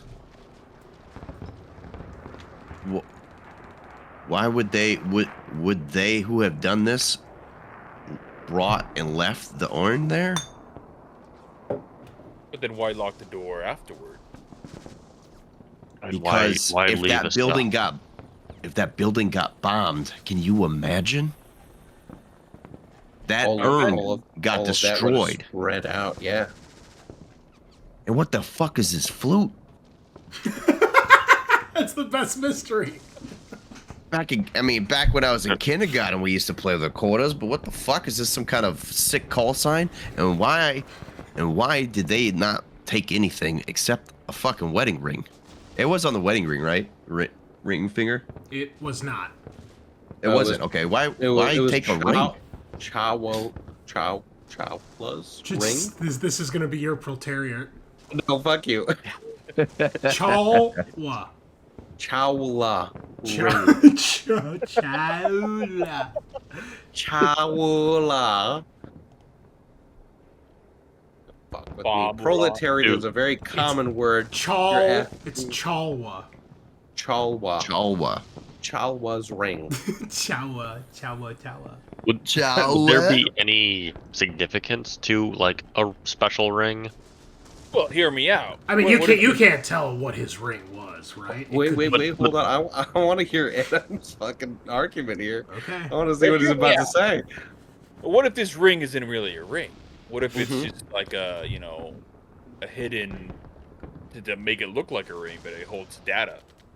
Well, that's what I'm asking. Is there any significance to like what we would think like rings are used for, like key access? No, there's No. I mean, whatever you guys come up with, there's nothing common in the alien universe that you guys would be aware of. There certainly could be high-tech shit like that, especially after all the shit you guys have seen. But there's no way to tell, like... Okay. Without seeing the ring. And there's nothing common about something like that? Definitely not, no. Okay.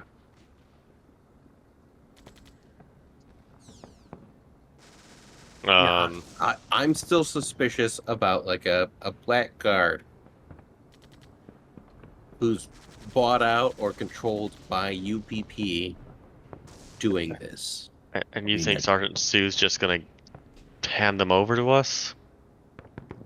No, but if we mention Captain Karambit, maybe she would trust us a little more, and we could inspect some of her men, or she could inspect the men, and if she finds a ring, we know that guy's suspicious. What if And it's we her? order- All right, then we fucking shoot them all. Well, I'm just saying. I mean, But when we got here, we're here to help, right? We're all on the same fucking team. She didn't seem to give two shits. She didn't, but I mean, listen. we'd have to let them know we're looking for a ring and why we're looking for it.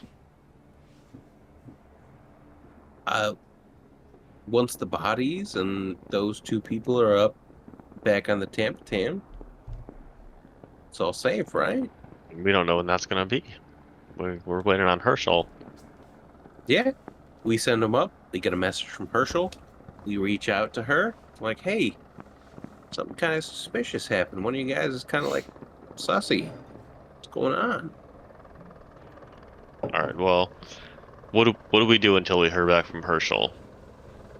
Well, I can tell you a joke, but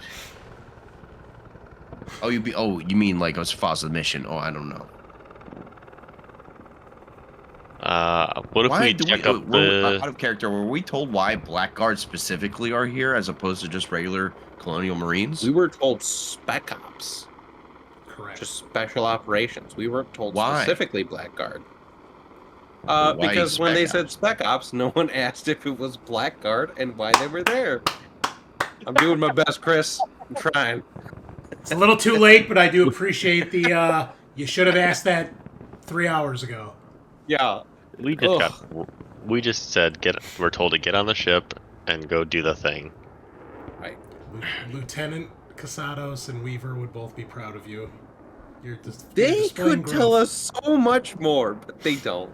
They choose I not mean, to. Weaver can't, but Yeah, Weaver can't, but Casados could. Everyone could. maybe she could. Mm. You don't know. Maybe she's in on it. Maybe She could we be. can't. She could be. We can't trust a fucking soul except each We other right don't now. ask the right questions to know. No, if no, he's it's going to because- answer. It's not because that we you can't don't trust ask them. the right questions, that you don't ask any questions. I asked a couple questions. Both this Sean time. and I even asked a question at my own peril. Wow, I don't Right? remember what it was. Yeah. God, no. I think your question was, can I use the med bay to get healed? Yeah, that was your, that was your question. I asked if they had any distinctive characteristics from past injuries. Okay, like a Yeah, limp. oh, yeah, that's right. That's true. I asked. That's true. I That asked was if good. there were Was any good. other characteristics, like any facial features. Now you're asking the or... wrong questions. Yeah. Now we got to move up to That's the okay. right questions. Oh man. All right. Yeah.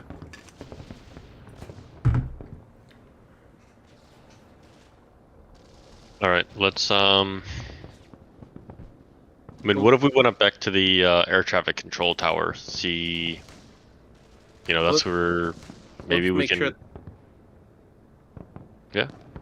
I was gonna say, let's make sure they get off planet first, and then we can. We can't get them off planet. Herschel and Weaver said they couldn't. We don't have a way off planet until Herschel and Weaver get back. Yeah, we'll just keep them separated until Herschel and Weaver can make the transport, right? Yeah, but they said they couldn't come pick us up until they have secured airspace. Until I think it was the other port is. Yeah, so we're stuck here. Hey, in the meantime, we just, they're already cuffed up in a way. We just cuff them to the APC inside, and make sure we don't leave the keys in there, and we go check out some more buildings. Yeah, with our particle beam, the APC should be pretty solid, right? Yeah. We can just keep them with us, and we'll go to the ATCC, and no one should cause any damage there. We should leave at least one person there to defend it. So, as you guys are discussing this, I feel like our very reliable smart gunner could defend it. So as you guys are discussing this, you see the transport is loaded up, and it begins to take off. And as it does, you see two more ships coming in towards the landing pad. You realize they are two UPP drop ships, basically. I believe they're called crocodiles. Crocodiles. Yeah. Crocodile. Crocodile attack drop ship. It's basically their version of the Cheyenne. That's what they look like. So it's got weapons. It's got kind of looks like a hind on the front. Hind helicopter. Those look so cool. But it carries one of the ox transports, those huge UPP transports. It carries it underneath, kind of like Bird. like how some of the Space Marine vehicles carry vehicles underneath, like the Thunderhawk can carry like a tank underneath it. Yeah. And you see two of them coming in towards the landing pad. The particle beam turns and begins to fire, and you see it manages to hit the first one, and it goes spiraling towards the beach, crashes in a ball of flame in the distance. The second one, as it reacquires a new target, it does hit it, but it doesn't get a direct hit. It clips it, and it basically crashes onto the auxiliary pad and then crashes into one of the walls, goes through the wall, and then it's precariously hanging over the edge of the cliff. And you then see you see soldiers and figures disembarking out of the transport onto the ground. Oh, lock and load, boys. So that's over here. I'll put this where they landed. There we go. And you see, yeah, it's like hanging off the edge of the cliff here. What do you guys do? Do we notice any forces headed that way towards it? At the moment, no, you do not. Is Cruz in a position he would see them? Like to draw a line of sight and start shooting, or... I mean, probably not, because, again, this wall here is, like, about 10 feet tall. The inner perimeter wall. So you guys probably don't even see the guys getting out, but you can see that the thing has crashed on the landing pad. Can we message the Supervisor Wu in the ATCC to let all like important security forces know? Okay, yeah, you can contact her, sure. What do you say? I'll explain what we saw and where they're going, letting her know to direct any forces to... She's like, direct forces? Wait, I'm not a commander. She's like, I don't have control over anything. There's a squad of guys here. I don't have anything to do with them. She's like, there's guys coming out of that transport right now. You got to do something. Do you have contact with Sergeant Sue?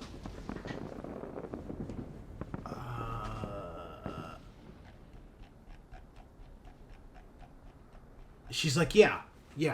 Okay.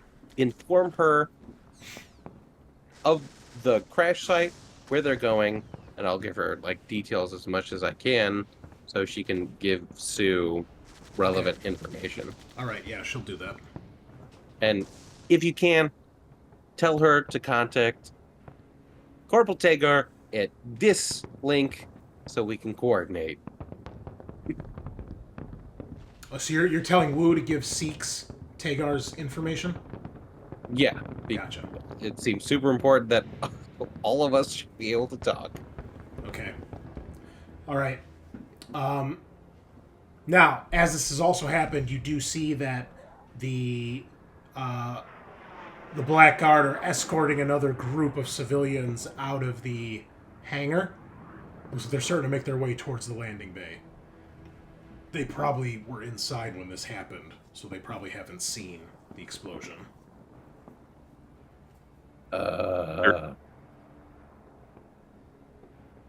Is there any good place for us to set up to keep it to like In the loading area here, there's some leftover like equipment and crates. Think of it like a loading dock, like at like at the like a sea dock, like a seaport.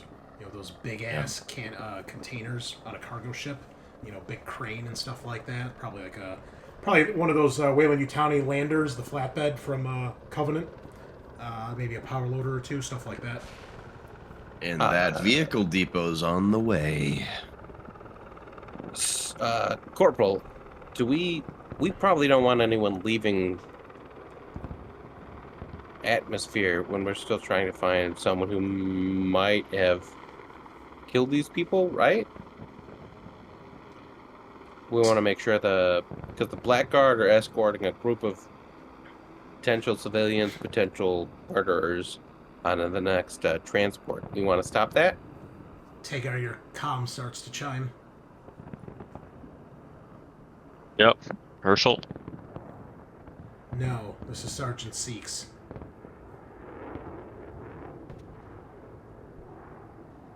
This is Corporal Tagar. We witnessed plane go down. Looks like they're unloading over by the auxiliary landing pad.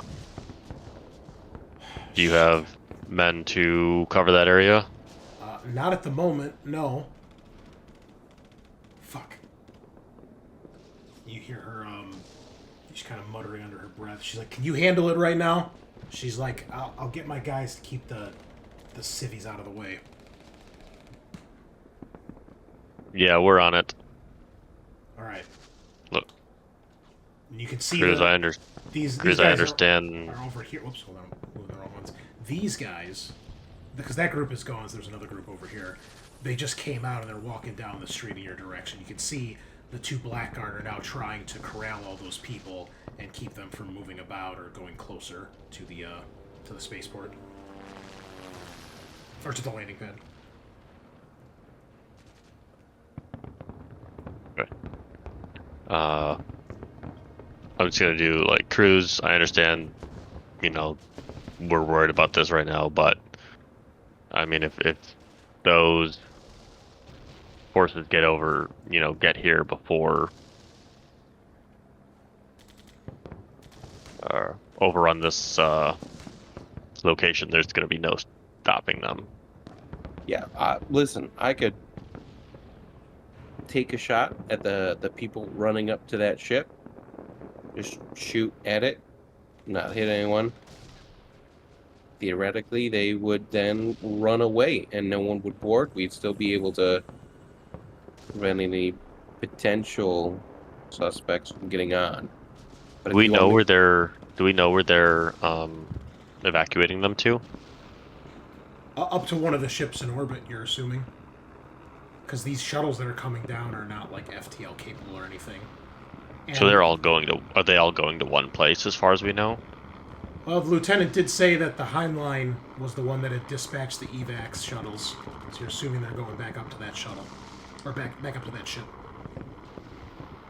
Whose ship is that? It's a UA ship. The other two ships, there were the two UA ships, the named ones, and there were 3 UPP ships that were fighting. So now it's 3 on 3. Do we know how many evacuations we've seen happen so far? How many ships they've taken up there? You've basically seen 2. The one that was leaving as you guys arrived, and the one that just left. And now there's a third one that was about to load up. Well, the third shuttle hasn't shown up yet, but they were bringing the third group of people out. The Tunka I lane and the High line. Tunka Alang. Tunka Elaine and the High line Tunka are the 2 ships supporting us. Oh, great. I will super copy those because I spelled all of them wrong. Yeah, they're weird. The last one is like some sort of German name. The first one I think is Vietnamese or Indonesian. Yeah, Heinlein. Cool. So if you want me to stop them, I'll take a shot. If not, I will start aiming for UPP people. I mean, they could have already left by now. They've been evacuating people this whole time. Yeah. We're gonna have to, if we're looking for whoever did this, we could be.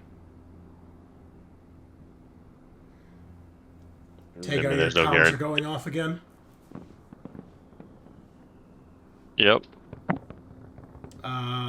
You hear the panicked voice of Air Traffic Controller Wu. She's like, Corporal, is that you? She's like, what are you guys doing? The UPP are almost here!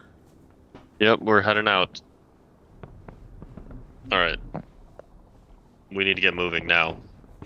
Before they overrun this position. Where would you say the UPP are at this moment on this bridge? That's just a road, it's not a bridge. Or road? Who are you asking? You. Me? You don't know. You can't. Because see them. I'm assuming air traffic control. Let me just let's go back. All right. I know I've only said this 3 times, but I'll say it a 4th. This is a 10-foot tall, solid concrete wall. The ship crashed over here. You do not have line of sight to them. Okay, specifically then Wu. I'm gonna I'll ask Wu. She's like, they're at the loading dock. The loading area. My mistake. Loading area. Okay. All right. I'm gonna tell everybody. We need to move now. They're too close. Okay. Yeah. Once they get in, I will drive us to a point where we can hold off the enemies coming from the loading area. All right. Do we want to get a? Everybody, give me an observation roll, please.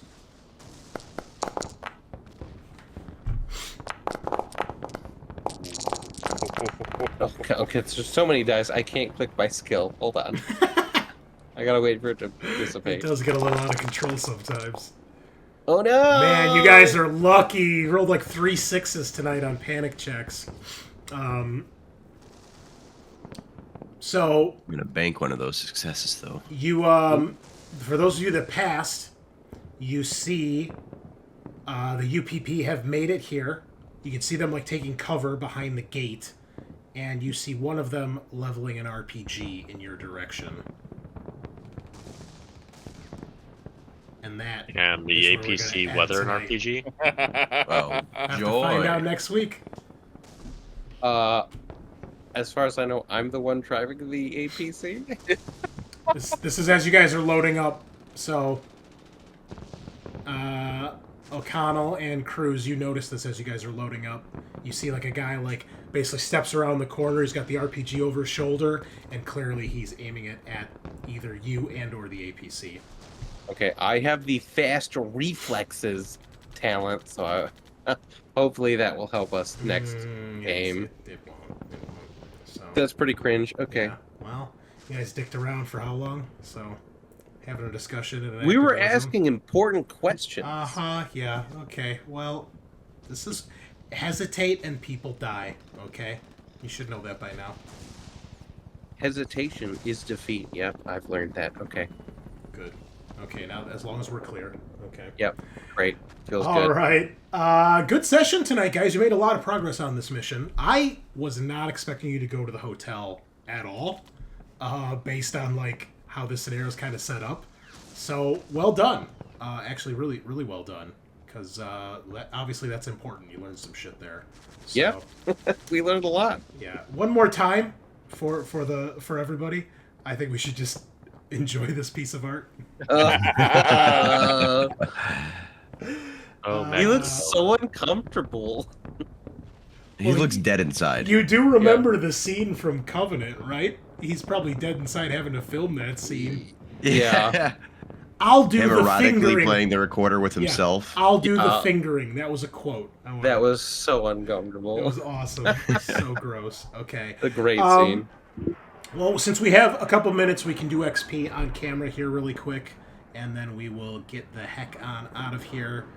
We usually do this off camera, viewers and listeners, but we got a minute or two, so we'll do it real quick. So, you get 1 XP for each of the following. You can say yes to. Did you participate? Yes. 1 XP for everybody. First for PFC Reed. Did you risk or sacrifice something to further your personal agenda? What is everybody's personal agenda at this point? Prove himself to the group. Ooh. Okay. Cruz he's trying to find something to send back home to Uncle Domingo, so Oh, no. that's right. Like a I flute? Oh, you got a nice. Got this Urn. cool urn. I 100% can't send that back. O'Connell's a secret, or was Ooh. this session? Okay. Hmm. All right. Can I look at it? Yeah. Well, yeah. Doesn't Yeah, I matter can't if you say stop yes or you. no, 'cause I'm gonna look at Yeah, like- Okay, I like that. All right. Tagar? And mine is just to get more information on these missions that we've been going on. Okay. All right. So I don't think anybody really got that one tonight, No. unless anybody can argue theirs. Did you risk your life for your buddy PC? I don't think so. Not specifically, no. Did you challenge or stand up to your rival PC? There were a couple times where, because of my paranoia with Reed, I Yeah, was I very think- suspicious I of think him. especially on the roof when you were setting up the particle cannon, Yeah. you were like, "Why do you want to be alone with me?" What's going on? Well, it's kind of weird. What are you doing? Huh? Yeah, you could take one for that. What are you Did- doing? What are you wearing? Did you make a panic roll? Did everybody actually fail or roll stress? Yeah. I think I did, yeah. I didn't. We got Cruz, O'Connell, another one on Cruz, another one on Cruz, Okay. another one on O'Connell,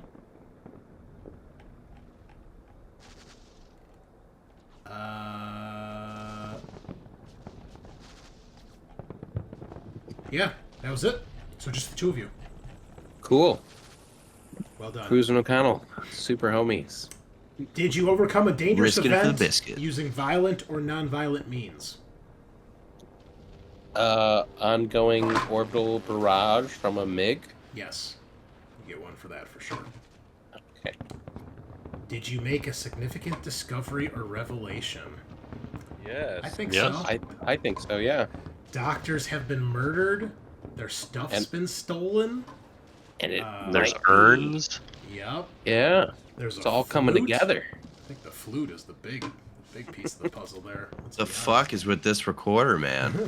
Yeah. honest. Did you perform an extraordinary action of some kind? No, I don't think so. No. Not for me. No. Did you earn any money? Almost. Almost, Almost. but you didn't. Good on you. We could rob these kids. Yeah, Rob Yeah. Blind. Probably just trying, There's still time. just trying to start a new life. You guys take that away from them at the last minute. All right, get on the Yeah. shuttle, but we Anything- need the anything money. We saved their life. We need the money. Yep. Just buckle your bootstraps like immigrants, buddy. We'll figure it out. All right. Well, good game tonight, fellas. Remember, because I'll forget, we are not playing next week because the one-shot is happening at the time that we normally do our recording. So you guys have a week off. Enjoy it. You deserve it. Shit. I don't think we're even going to bother trying to reschedule because I already have like 4 recordings to edit in the next 2 weeks, so I need a bit of time to catch up. So we'll be recording the one-shot, which we will be streaming as well, listeners. So we'll see the last of our Patreon members, Team USA, going on another mission with Chimera Squad. So join us for that, and then we'll be back to Frontier War as we delve further into the mysteries here. So thank you all for playing along. Thank you for joining us. Thank you for tuning in, and we will see you. You know how it goes. Same time, same place. Signing off.